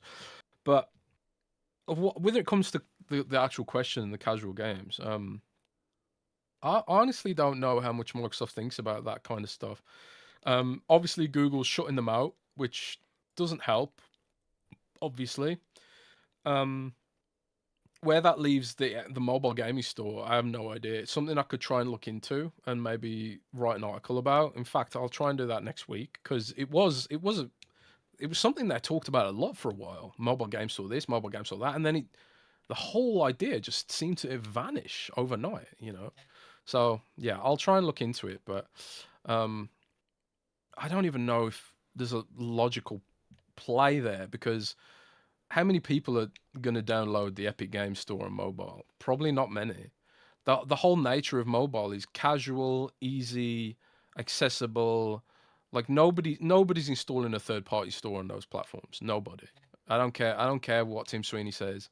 Nobody's installing a third-party platform. If it's not on iOS, if it's not on Google Play, or it's not on the App Store on Apple or iOS, whatever, nobody's going to even see your game. So yeah, I don't know. Maybe it's just they can't do anything with it. But I suppose the casual games play is ironically not necessarily on mobile, but probably on TVs. You know, xCloud and the free ad tier. I'm really curious if the free tier of xCloud with ads, if it's marketed well, what could that do to win Xbox an audience of users who are maybe a little bit more casual and don't maybe they could become gamers, but they just don't want the upfront costs. I'm really interested to see what that kind of does. What kind of games would you need for that kind of service? I mean, obviously Fortnite's going to be free on there, but maybe you do need some different kinds of games which do let people have shorter experiences like the ones you're describing. It's something I'll research because that is something that I often neglect as someone who does poor game, I suppose. That's an interesting topic. We got Sierra 11 Kevin says, "Hi Rand Jez, as always appreciate you both. I got a gaming laptop over the holidays and have really been enjoying it. I've been playing more non-traditional console games, specifically a lot of Aria History Untold, which is scratching a Civilization itch. Very fun game. But my question is around Xbox Play Anywhere. Has it been something where games have added it later or onto older titles? The example I have is Virtua Fighter 5 Revo. I have it on Xbox, and it would be a great game for my laptop since you can get in a few matches very quickly. But it's not an Xbox Play Anywhere game, nor is it even available on the PC store. It would be in the interest of Sega to have it as an Xbox Play Anywhere title, since I don't want to start over, and it is in Microsoft's interest as my only option is to buy it on Steam for PC. Well, this is one of the things I've been wrestling with recently because I have started doing a lot more of my gaming on Xbox Ally because it's just so comfy to lie in bed with a game. And I have been playing Code Vein, as you know, as I mentioned earlier. my Guna Souls. My bro, I put some clips of Code Vein on Twitter. And my brother sent me a message on WhatsApp, and he's like, "Why are you playing Guna Souls?" And I was like, I didn't even know it was referred to as that. But this is exactly it. I was like, "Oh, is Code Vein on Xbox Play Anywhere?" It isn't. And then I was like, "Oh, okay. Well, is it even on Xbox Cloud Gaming?" It isn't. So the kind of experience that I would want right now is the ability to play Code Vein on my desktop or my at the desk when, maybe my girlfriend wants to watch something on TV, or on the Xbox Ally, while I'm in bed. But I can't do either on the Xbox ecosystem. But I could do it if I bought the Steam version. So it's almost like the ecosystem Microsoft is pushing already exists on Steam. And then it's sort of like, well, all roads lead back to Steam. It's just Microsoft's coming at it from the opposite direction. Like, Microsoft has the infrastructure, but not the content. Steam doesn't have the infrastructure, but they have the content. So, like, they're coming at it from different directions. And I think, like, but ultimately, like, having the content's the hardest part, I would say. So, like, Steam is probably in a much better position to mainstream that Play Anywhere thing than Microsoft itself, which is probably not ideal. I will say to your question though, like, when it comes to some of this stuff, going back and updating a game for Play Anywhere is very, very hard. If it hasn't been developed from the outset for Play Anywhere, it's almost never going to happen for a dev, because the games have to have identical code bases between the versions.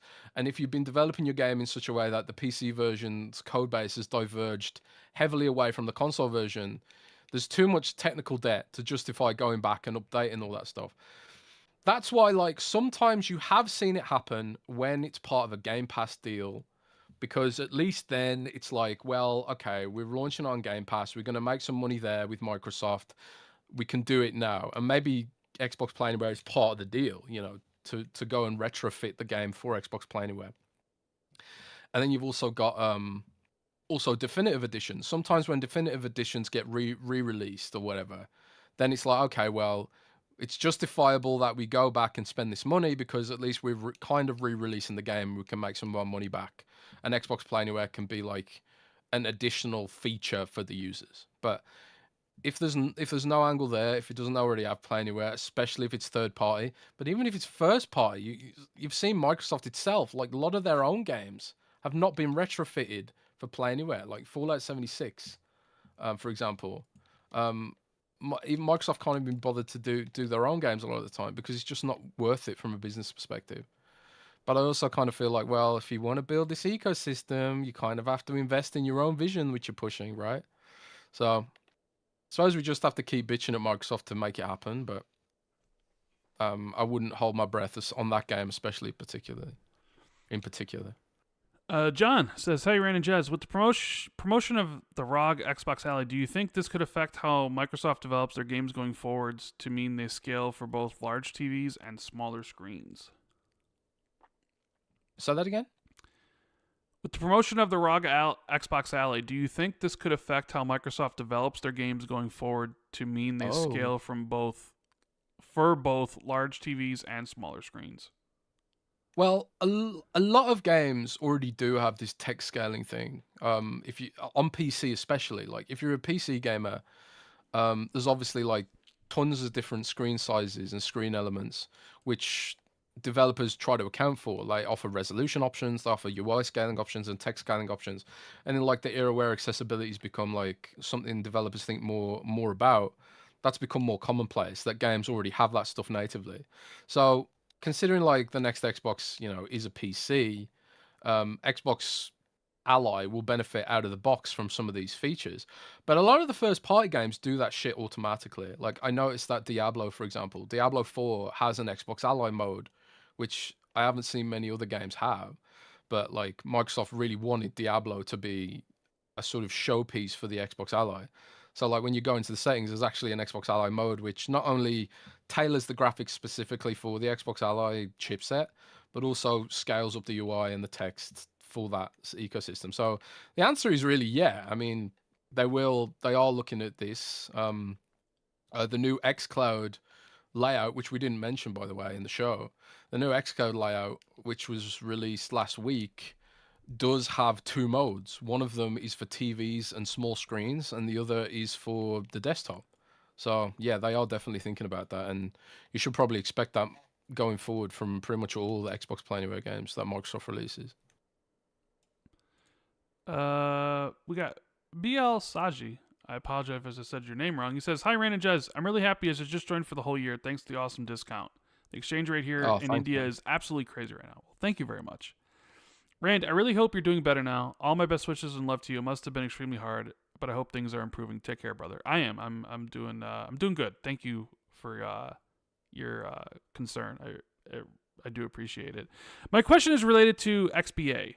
I'm a console guy at heart, and I wasn't a very big fan of the original Ally, especially how it felt in my hand. But I still gave in and ordered the Xbox Ally X, fully expecting to regret it later. But it ended up being one of the best purchases of my life. The ergonomics are incredible, and the battery life is also very good. My playtime hours have increased so much because of it, as I'm able to squeeze in an hour or two during work on it. It's so much easier now, even though it's not perfect.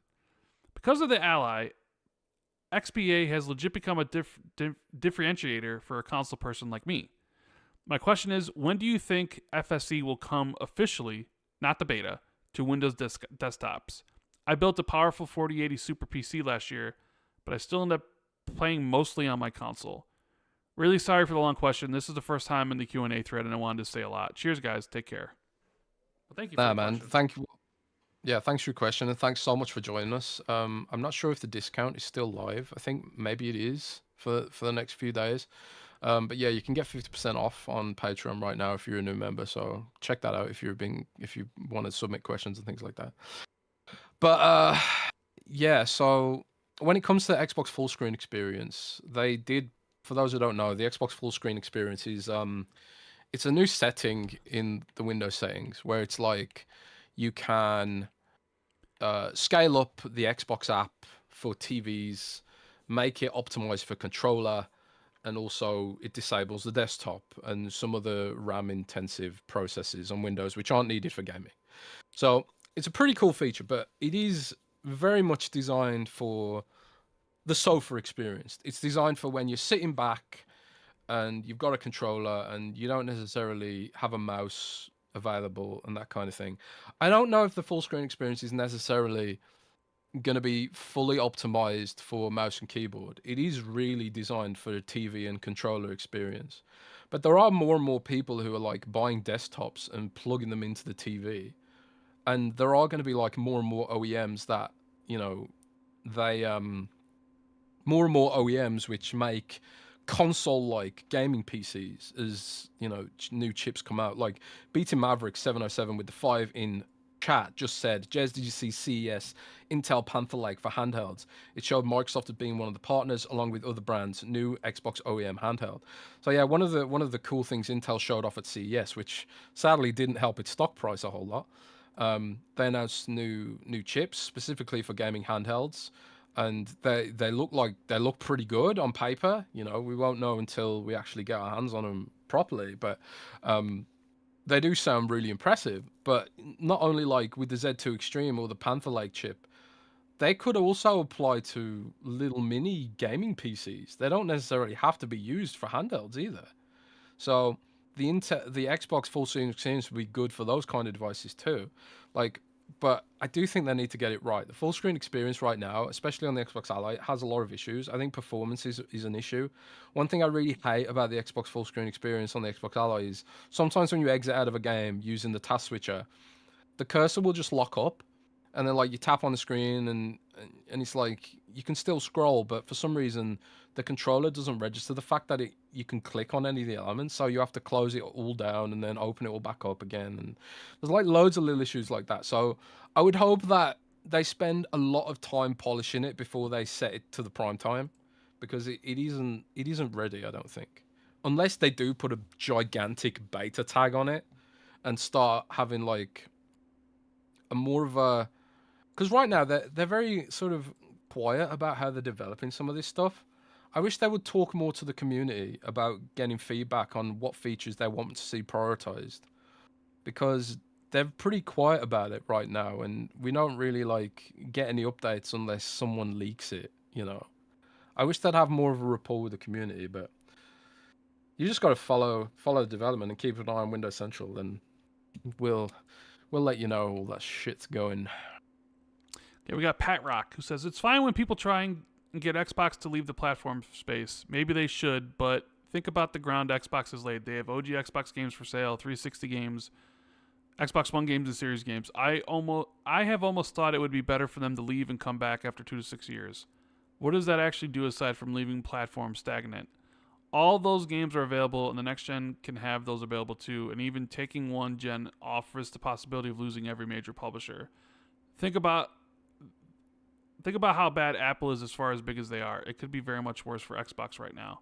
Yeah, if you leave, you're not coming back. Like, you're not taking a gen off and coming back. I mean, this is literally why Windows Phone died, by the way. They did that. They left a gen, and they gave users no upgrade path when their contracts expired. So everyone, because at one point Windows Phone had like tens of millions of users. I think they had 60 million users at its height. But they had a whole gen where they didn't release a phone. So everyone, when their contracts expired, they went to Android, and it killed the whole platform. So I don't think you can really do that. You can't just be like, well, we're going to sit this one out, come back someday, especially not in this climate. So yeah. Jay Foley says, hey, Rand and Jez, I'm loving Highguard. Just wanted to point that out. Question this week mostly for Jez, but Rand, would love your input also. What do you think is the next feature we need for Xbox full screen experience on the Xbox Ally? That's all. Oh man, for me, discoverability. Discoverability is the biggest issue on the Ally. Like, when I open the Ally right now, it shows me games that I already own. It shows me shit that I'm not interested in. Like, I don't know. There was Isn't an ad that for like Roblox the biggest on problem there for any sort of store anywhere though, is discoverability? That seems like the people always complain about. Sure, but like, I think Steam's the benchmark, right? And Steam just does it better. Like, when I log into Steam, it gives me things that I'm interested in. When I log into Xbox, it doesn't. And like, I have to like do my own research, heaven forbid, on what games I might want to buy. I found a game the other day called it was called, I think it's called Dustwind Delivery, and I couldn't find this anywhere on the Xbox app. I only found it because I had a press release in my inbox. It's Xbox Play Anywhere, and it's a simulation game where you're a delivery man in the apocalypse, basically.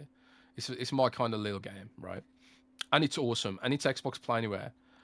I couldn't find it in the store at all. There was no mention of it anywhere. It wasn't in the new games list. It wasn't in the Xbox Play Anywhere list. It was nowhere to be found. And I'm just like, how are we in this situation where I literally can't find a game that is being sold on your platform?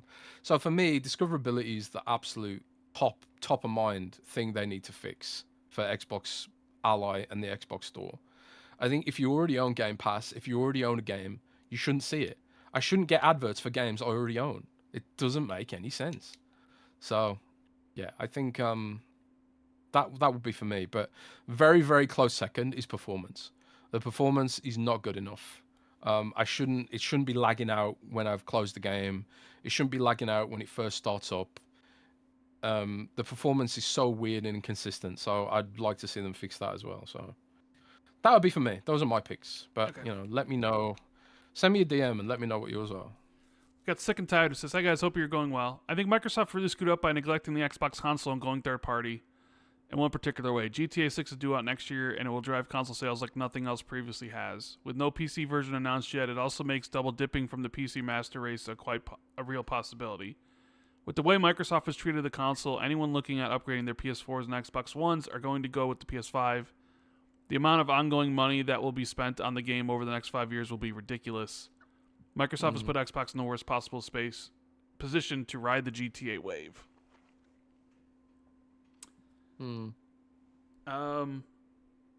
I tend to agree with Mr. Sick and Tired.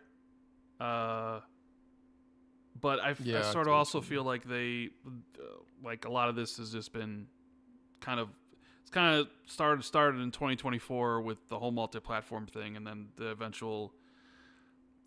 decline in the console. It seems to be years in the making, and I guess you could argue that maybe GTA 6 won't be a console seller as much as it will be, because by the time it does come out, the Xbox will be at 30 million plus or whatever, and the PlayStations will be at 90 million plus. So a lot of people will have the systems, and they're quite expensive. So you could argue, like, how much impact will it have? And I think maybe if it released earlier in a generation, it would definitely have had more of an impact, clearly, because less people would own the systems. But yeah, I mean, hell, Jez earlier said that he thought there's a chance that Microsoft's financials a year from now, that quarter with GTA 6 would decline from this past quarter. And I'm like, that would be insane if it did. But you're right. I mean, GTA 6 is going to sell a lot of copies where they get a 30% cut, and they're going to sell a lot of shark cards where they would get a 30% cut. And I would imagine the vast majority, I'd be very curious about the breakdown of sales between both, because GTA does skew more casual than a lot of stuff, even though it's super hardcore as well. And we've seen games where Xbox does, I don't want to use the word outperform the PlayStation version, but sells really in line with what the PlayStation version sells, like Arc Raiders, for an example. If you look Very at like Alina Analytics, the PlayStation version and the Xbox version are neck and neck when it comes to sales. And, you ask yourself, should that really be the case, considering the console user base disparity between the two? And so GTA 6 will Xbox, I guess, outperform the, let's just say, for example, they call it over-indexing. Yeah, over-indexing. When a game's attach rate is disproportionately high, they call it over-indexing, and shooters over-index on Xbox. Yeah, so like, that's the audience they built up. I guess the example I would be like, just for easy numbers, is like, if PlayStation is 3-1 right now on Xbox, and when GTA comes out, is GTA going to sell 3-1 to PlayStation and Xbox, or is it going to be 2-1? If it's 2-1, that means Xbox over-index to it, and But I don't know. We'll see. But I tend to agree with you. Like, they put themselves in a worse position than they would have if they just kept everything going. But that's what they did. I think a lot of this is Microsoft political stuff. Like, Satya was just like, well, if we're gonna do this, then you've got to give up exclusivity, But I also think, like, a lot of Microsoft's devs internally, I think they just don't want exclusivity either. A lot of the companies they acquired, they were multi-platform studios, and they always were, and they never really showed much of an affinity for Xbox, like, the whole time they were acquired. And that they're like apologetic almost to their audience that games weren't they were exclusive. So I think there's been a lot of internal pushback from the devs, and also Satya about being multi-platform. Some of this is political, I think, on Microsoft's end, and I kind of see that point of view. It's like, well, hang on a sec, Microsoft, you're telling me I've got to sell this many copies of the game, but I'm not allowed to sell it on the biggest platform, So I kind of see where some of that shit can shake out, but. It is what it is, man. We got Nitram, who says, hey, Rand and Jez, for Microsoft's quarterly earnings report, January 28th, it seems Xbox revenues are down 5%. Do you think this sadly will mean more layoffs at Xbox Studios this year, or was this already predicted and baked into the mass layoffs last summer? And 2, do you think the reduction in revenue was caused by subscribers canceling their Game Pass because of the price increase last year? Well, 2, I think it 100% has to do with Call of Duty decline. I think that's the cause of pretty much all the decline. Now, people canceled their Game Pass subs. Absolutely did it. I think that's more of a drop in the bucket compared to Call of Duty supposedly declining 60% from the last one. So they said Game Pass revenue was up. All right. Well, if that's what they said, that's what they said. But it's due to Call of Duty. it would be up while people's subscriptions are expiring, but there probably will come a time where it probably doesn't go up anymore. As for layoffs, also, PC Game Pass still exists. As for layoffs, does this mean more layoffs? They were already projecting a decline. I mean, I think layoffs are going to happen at some point. I mean, I couldn't know when. I know Frank Shaw said there. What did he debunk like a couple weeks ago when people said there would be major layoffs at Microsoft? He said no or Yeah, whatever. there was some slop tubers were putting out rumors of layoffs coming in January, and then Frank Shaw was like, "Nah, that's The thing bullshit." is, they're not coming in January. They're coming in February, right? So, well, that would have been around the quarterly announcements, right. I mean, well, January is almost over, so like February is here. yeah. So will there be layoffs? Potentially. If I was a betting man, I would say yes at some point. There definitely will be. I couldn't tell you when. I'm not sure if it would be because of these earning reports or if that's just based on of we need to cut cost. I mean, Yeah. we'll see. Panda Man says, "Hey Jez and Rand, I hope your week is going well. Finally playing Space Marine 2. That it's in Game Pass. What an amazing experience so far. It was a pretty good game. When my Game Pass runs out, I plan on moving down to Premium, as $30 is a little too steep for me considering that I still buy games. What is interesting is Space Marine launched into Ultimate and Premium. Any idea on the logic here by Microsoft? Thanks, guys, and have a great weekend." Probably because the game's a year old. So, at least that's... I could be wrong, but at least that's my read on it. Like, if anything's day one, it's in Ultimate. But if you get an older game like Space Marine 2, then they'll put it into the other tiers as well. Am I right on this, Jez? Because that kind of feels what it is. Say it again. He was saying, how come Space Marine 2 is in Ultimate and the Premium tiers? And I said it's because the game's a year old. So it really doesn't make sense to put it in the Ultimate tier. That the Ultimate tier is basically just there for day one games on Game Pass. Whereas since Space Marine 2 is older, they put it into the different other tiers. You know? I think they do want Premium to actually be worth paying for. Yeah, there's that. There's that. They don't want it to just be like, a thing that exists to justify Ultimate existing. They want Premium to be actually decent as well. I suppose Premium's kind of like what EA Play is. The vault of older games. But we have a brand all around Grogu says, "Hello, Rand and Jez. Hope you're both well. My question is for Jez this week. My wife and I are trying to get back into World of Warcraft and saw that a lot of the old add-ons we used aren't supported anymore. Yes. Is it feasible to play World of Warcraft without add-ons now? Also, what's your recommended way to learn rotations? I saw there was a single-click option now, but I don't know if that's meant to teach you or just keep your mind numb." This is a really good question. So one of the things they did this patch was get rid of add-ons, pretty much. So like stuff like the popular add-ons like Deadly Boss Mods and Weak Auras. And the reason they did it was because they felt like they were in an arms race. As mods got more powerful and more complicated, they had to design the game to be more powerful and complicated. And it was like, well, if people are using all these add-ons to make the game easier, we've got to make the game even harder. So that kind of made it difficult for people who didn't have any add-ons or didn't know how to use add-ons or just didn't want to use add-ons, or they didn't have enough RAM for add-ons or whatever. That kind of like it's been an issue for years, but they've decided to just rip the band-aid off and kill most of the complicated add-ons like Weak Auras and shit. But to compensate, they've added some of Weak Aura's functionality into the game. So like if you go into the options menu, there's probably some YouTube videos and guides about this, but if you go into the options menu, there's now like you can put some of your cooldowns on the screen. So there's like some rudimentary Weak Aura kind of functionality there.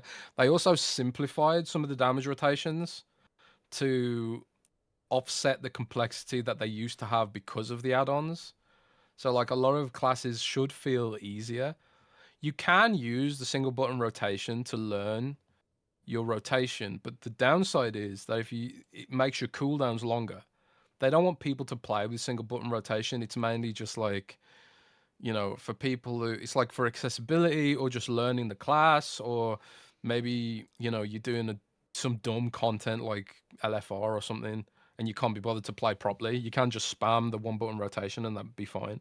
But it nerfs your damage by design. It's not the optimal way to play it. So the best way to learn your damage rotation is to go to wowhead.com and look at their guides, or Icy Veins and look at their guides. And they'll have class guides for every spec, and they'll teach you like what the current meta is and how to do a damage rotation. I just use Wowhead. There are ways to optimize beyond Wowhead, but if you're just playing sort of casually, like at most doing heroics and maybe doing the seasonal mythics, you don't really need to go beyond Wowhead. We got Jaded Jagan that says, "Hey, Rand Jez, with the recent study from GDC indicating only 20% of sample devs are interested in supporting Series X and S, less than half of the PS5 Switch 2, and a quarter of that of PC, is it within Xbox best interest to expedite next gen? The Game Awards say quite a few games skipping Xbox. I only imagine it'll get worse between PlayStation money hats and Xbox as an afterthought for ports, if at all. See Dispatch." On that note, have there been any further indications on the forwards compatibility team? This is by far and away my greatest concern going into next gen, because I think Xbox needs Steam and Epic support to be competitive, but their players need access to the library while Xbox Play Anywhere is a great offering, as Jez noted this week. The buy-in is not large enough. I mean, I don't know, like expedite next gen as in what, come this year? I mean, I don't see how you can bring it forward.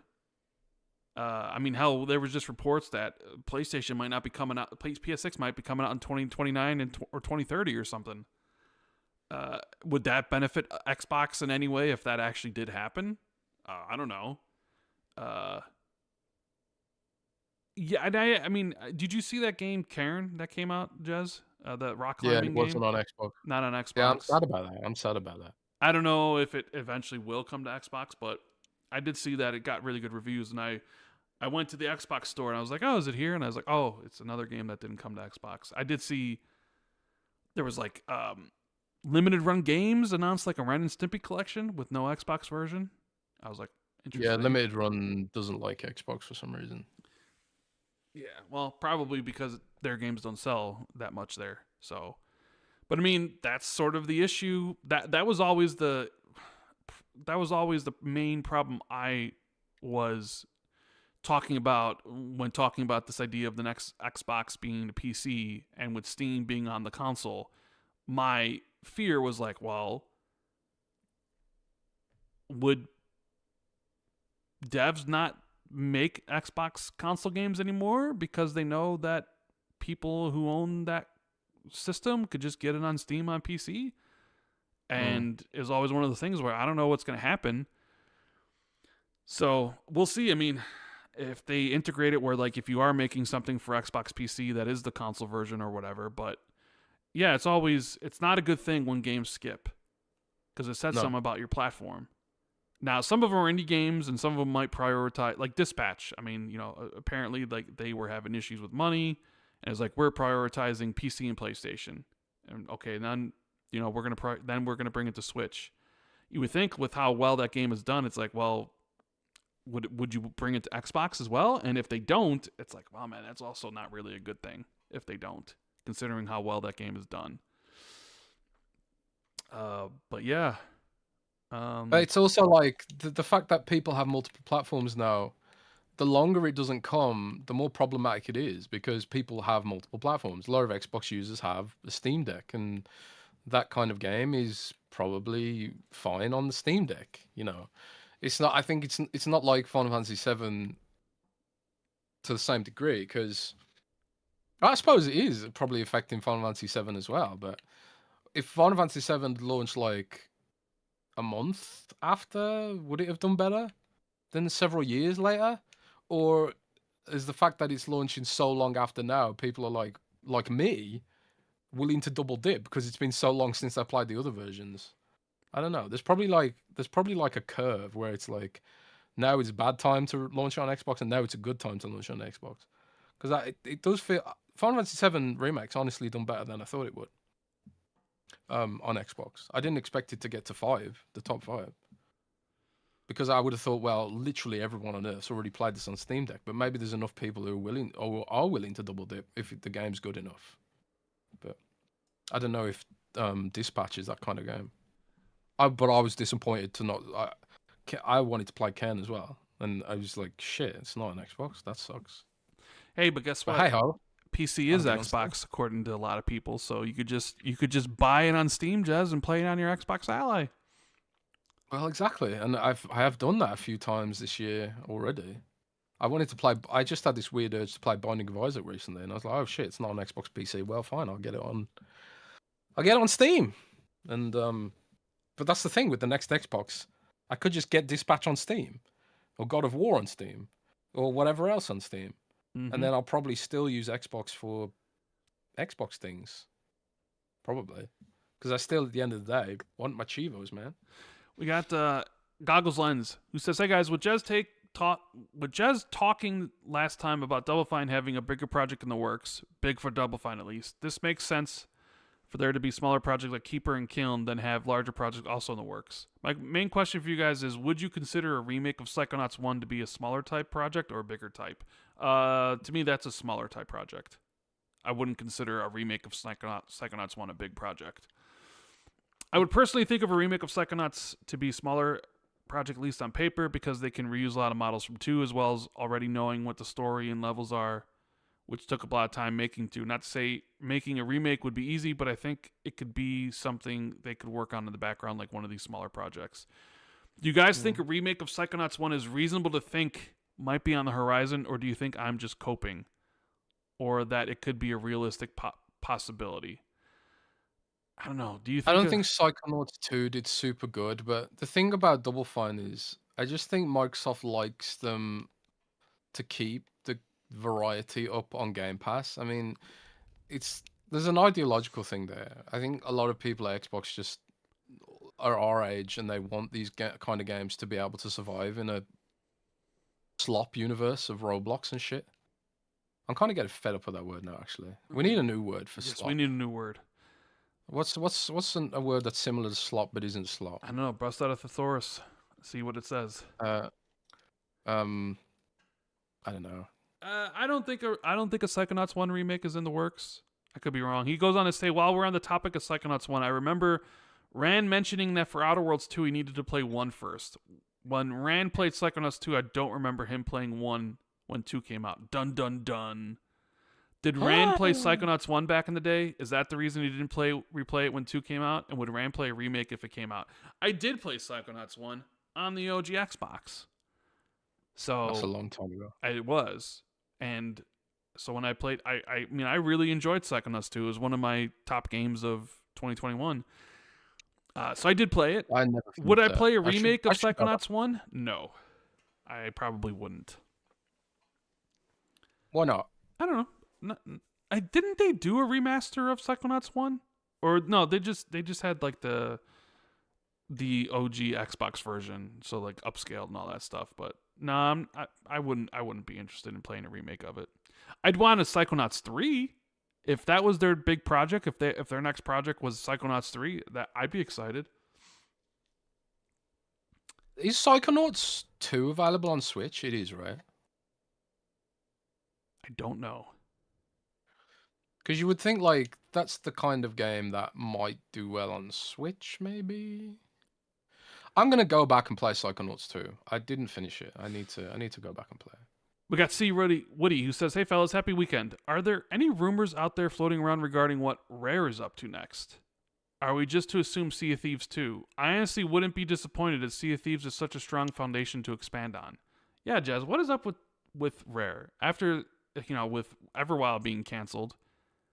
I look at Rare and I'm like, what are we doing? What's next? You can't just survive off of Sea of Thieves, considering I think the game's been declining for some bit now.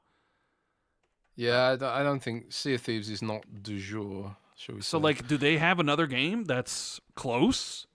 I have no idea. I don't know. I got no information about Sea of Thieves, no hints, nothing. Zip. So, do you think a Sea of Thieves 2 would? I I don't know about Sea of Thieves 2, bro. I sort of feel like the Sea of Thieves wave, no pun intended, is come and gone. And if they did a Sea of Thieves 2, I don't think it like I don't think What it if would it do was anything. like just loads better?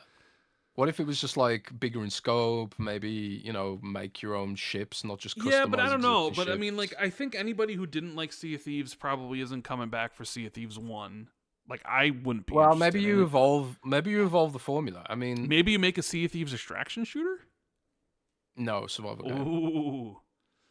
I don't know. Survival game meets extraction shooter, where you make a base, but then you also have extraction shooter elements.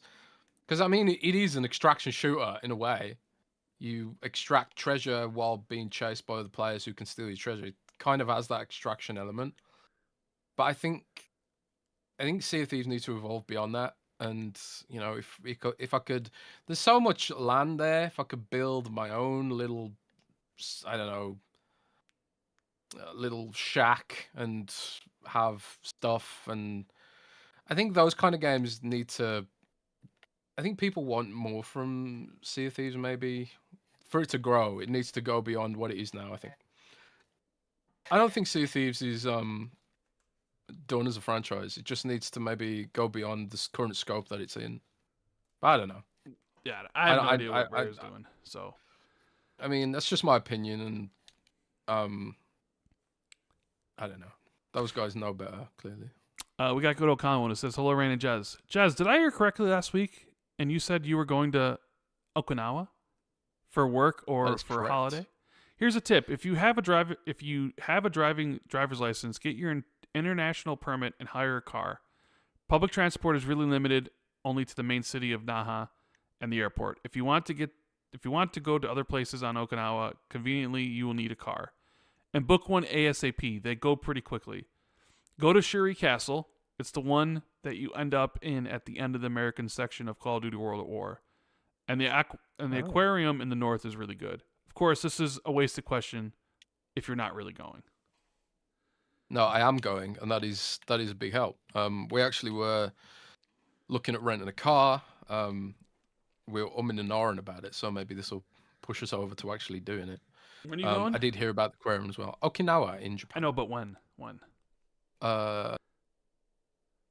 Second week of March. So is that when you can expect the next big Xbox news because you're on vacation? Xbox dying. Xbox cancels their hardware plans while you're on vacation. Oh man, would that cancel it in the middle of the quarter? I don't know. I'm just saying, like, anytime you go on vacation, something happens. That is true. So we got Shay Elephant who says, "Hey, Rand and Jez, hope all's well. Given the success of the Asus ROG Ally, Xbox Ally, do you think there will be an OLED version down the line? Also, is Xbox still going to do their own official handheld? Thanks for the good shows." Well, thank you. Sorry, go on. Are they going to do an OLED, Jez? I have no idea on an OLED. I mean, we did we get an OLED OG ROG Ally? I don't think we did. I don't think so. I did see something today about a rumor. I don't know if this is confirmed, but PlayStation Portal is getting an OLED version. Yeah. Which I don't know say how successful that product ended up being. Yeah, it did, didn't it? I don't know if we're gonna get an OLED ROG Ally. My guess will be no, because at the end of the day, it's up to Asus, and they probably decide the margins probably aren't that great on that device. So and despite the fact it's really expensive already, so my guess will be no. I don't think that's just a guess though. I don't know for sure. But on Xbox doing a handheld, I think the current plan is yes, they will be doing a handheld, their own handheld. I don't know how long we'll be waiting for that shit, but that is the current plan, yeah. And I'm of the opinion that they won't. So, one of us will be right, one of us will be wrong, and I'm usually the one who's always right. Right. Yeah, we'll see. We got Chris M who says, "Hey guys, hope you have a good week thus far. With the news that 1/3 of the U.S. game industry workers have been laid off over the past 2 years, added to Google rolling out Project Genie, an AI that creates interactive digital worlds, is gaming in a particularly bad spot at the moment, and how much of that could be related to AI? With it causing hardware prices to skyrocket, thus delaying next gen, and the furor over the use of AI to make games and companies looking to it to replace labor, I'm hard-pressed to think of anything that's been this singularly bad for gaming since maybe the 80s, when the entire gaming industry crashed. Hope you guys have a wonderful weekend, and at least we know AI can't replace you on the podcast. Not yet. Not yet. Maybe one day. I wouldn't be so sure about that. But is gaming in a bad spot because of at the moment? Because is it in a bad spot, and then is it in a bad? And how much of that is related to AI? I honestly really blame two things. I blame social media for the bad spot gaming's in. So I think the fact that, kids these days, they get home from work and a school and they just go straight on Instagram, start scrolling. That whole universe has stopped gaming from growing beyond the millennial user base, really, and maybe millennials' kids. And then extending from that, you've got a game like Roblox, which kind of feeds that kind of content addiction. It's like there's a non-stop carousel of sloppy games, similar to the addictive feeds on TikTok, and then also it's integrated with social media stuff, which like TikTok and Instagram. So I do blame those platforms, and like Sean Layden's talked about it, Satya's talked about it. I think Reggie Fills and Me talked about it as well. So I'm in that camp where it's like social media is to blame more than AI, really. But I think AI will be part of this story as well. I think games like Roblox that use AI to generate bullshit and the kids lap it up, I think that is also something to blame. But I also think the platform holders could have done a bit more to see some of this shit coming. But there's also been pushback from governments about this. Like, Roblox is now separating players by... Roblox is making it harder to be social on their platform with age gating and age verification and that stuff like that. And I do think that will probably discourage some people from using it as a social platform to some degree. Don't know if it will make a big dent, but they're at least playing on an even playing field, because obviously Sony and PlayStation, Nintendo and Xbox, they do take some of their responsibilities to protecting youngsters more seriously than Roblox has, which has made it harder, ironically, for them to be a social platform, which everyone kind of seems to want these days. So I don't think AI is to blame totally, but there'll be a game like Roblox which generates games with AI, and that'll be the next big thing probably for that cohort. But I think as long as there's devs who want to make great games, and as long as there's people who want to play those great games, then the industry will exist as a business. It just won't necessarily get all the investor hype that, investors are all about the next big thing, and gaming ain't it, sadly. Let's see. We have Chris, who says, "Hey gents, hope you're doing well. With the recent resurgence of marathon hype, myself included, could you pour one out for the Destiny fans who think support for their game will pick back up after marathon releases? I've loved the game for the last 10 years, but maybe it's time to let go and to allow Bungie to focus on this new world they created. Then maybe we see a Destiny 3 in 2032 or something." Yeah, I have seen a lot of marathon hype. We'll see how the game does in basically a month from now. But I do think Destiny has suffered from it. But then again, I don't know what people thought was going to happen. Although there are reports that they're early work on Destiny 3. So I think they're probably really focused on making sure Marathon is a success. Because I can't imagine what it would be if Marathon was a failure for them. So I don't know. Like, as someone... maybe I'm just not the right person to ask. Because you are the live service person, Jez. Like, you're the one playing World of Warcraft forever and Overwatch forever. Can you put yourself in the shoes of someone who's been playing Destiny for the last 10 years and is like, we need more content? Do you feel for them, or are you just like, hey, it's time to move on? You know? Yeah, it's time to move on to World of Warcraft. That's where you should come. Come and join us. Nah, like the issues with Destiny is like the concept's amazing. The issue with Destiny, from my perspective, was always technical. The game was too expensive and too slow to develop for.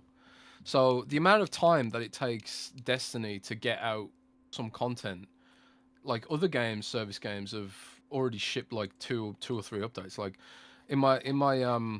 in Blizzard's World of Warcraft showcase this week, they were talking how they've committed to an 8-week patch cadence, and they've been nailing it. Like for the last year or so, every 8 weeks there's like a sizable update that is worth experiencing, with loads of new content, new story beats, new dungeons, raids, new loot, new rewards, all that kind of stuff. And some of these updates are bigger than what some of these quote unquote free updates. It's a subscription based game, but some of these like mid expansion updates have been bigger than Destiny's major expansions. You know, so, and I don't think that's for lack of investment. I think it's just purely an engine thing. Like, so if they are making a new Destiny, they need to make it from the start with the mindset of, we need to have an engine, a graphic style, and maybe a business model which can help us to get content out more quickly. Because for whatever reason, Destiny was never able to hit that cadence. I think part of it is like trying to make an MMO without a subscription. I just don't think that business model worked. I think it needed to either be free to play, like Warframe, which is doing well, or subscription based, like World of Warcraft, which is doing well. There aren't many games that can pull that off, and I think the only reason I think Fallout 76 pulls it off is because the whole game is designed to be modded, so it's cheap and quick. Not well, comparatively so to Destiny. It's cheap and quick to build something for Fallout 76 compared to Destiny. So I think the engine needs to be the main focus for Destiny if they are gonna come back, but we'll see. Let's see. What do we have? We have Trickster for Trace says, Rand, did you see the Sanderson announcement? He's writing the Mistborn series for Apple TV. I did. Mistborn movies and Stormlight Archive TV show. It's going to be great. Lee Sanders says, who's winning the Royal Rumble tomorrow evening, gents? Liv Morgan for the girls. And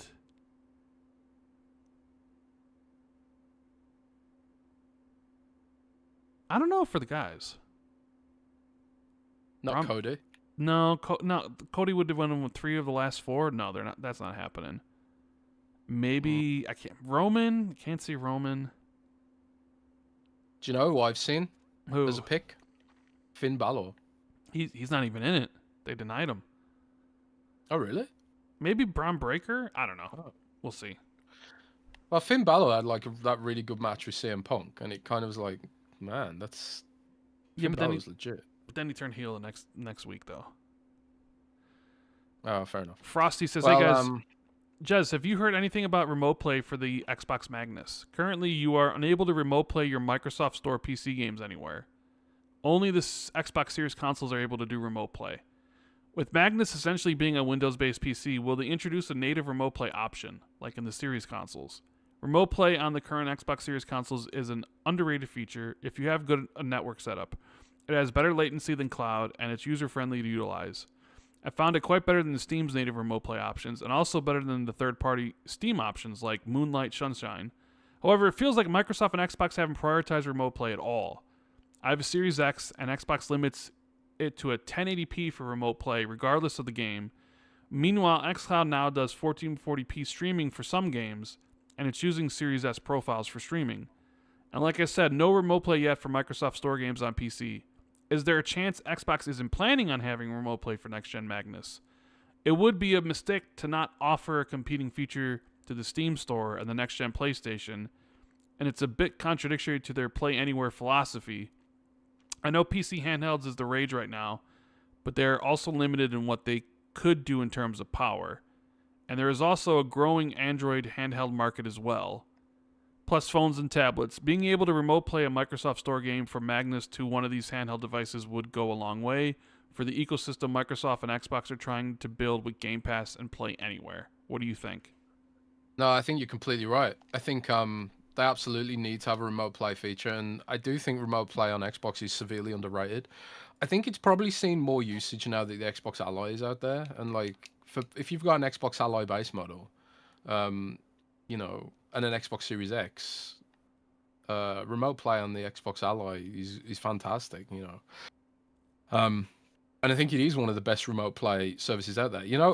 This is actually funny. Like because I come back to Germany recently. I've been in the UK for quite a while, and I wanted to use remote play for Code Vein, and I was talking about earlier how Code Vein isn't on Play Anywhere and it's not on cloud. So like one of the ways I was going to use it was remote play, but I started remote playing and I was like, hang on a sec, it's not installed. Where's it gone? I had it installed earlier, and I was looking around my system and I just couldn't find it. And then I realized I hadn't set up my German Xbox for remote play, and that my Xbox had actually remote played to my Xbox in the United Kingdom, some 1,500 miles away, and the latency was fine. And I was like, what? I didn't know remote play was this good.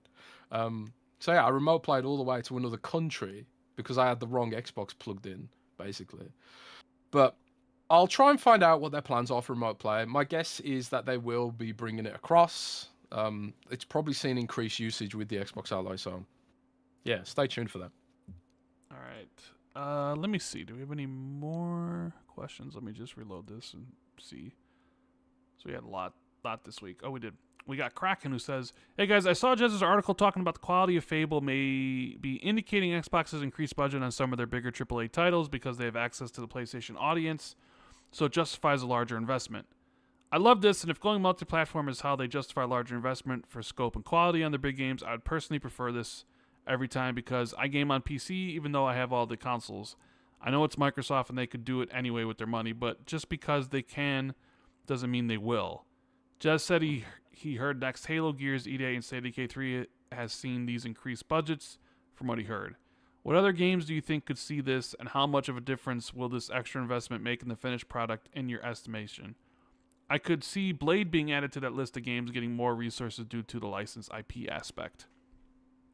Yeah, I think Blade's probably a good shout. I will say this, like when I put that video out, I got a message from someone pretty high up at Xbox. It was like spot on. It was like you're spot on with that assessment. So I do think like I'm kind of like you. Like if every game gets, I mean, we don't know for sure if Fable's going to be absolutely fantastic or if it's just going to be like, maybe the side quests are really bad, or maybe it looks good on paper but doesn't actually play that well, and we don't know for sure. So I don't want to jinx it by saying Fable. Maybe it's as wide as an ocean with the depth of a puddle. Yeah, maybe. But let's just assume that, for the sake of argument, that it is going to be on at least somewhere approaching like The Witcher or something in terms of quality, at least, even if not vibe. I would trade that personally because I don't really care about exclusives. I'm not scared about the Xbox platform going away, and I'm also not someone who gives a shit about console wars and the discourse. So I'd rather have the quality. So if going to PlayStation means we get more quality, then so be it. But I suppose we won't know for sure if it will cost the entire platform until the next few years or so. I mean, there's absolutely no guarantee that next quarter Satya just be like, nah, we're not investing in this anymore. We need more. Sam Altman needs another $10 billion or something. There's absolutely no guarantees, and I think that's one of the issues with Microsoft all up, is that you just can't really fully trust them ever. True. I mean, it'd be great if that was the case because we're gonna increase the budgets of the games because we can reach a new audience as whatever. I mean, that'd be awesome. Let's see that budget on screen then. Yeah. We'll see. We'll see how that all plays out.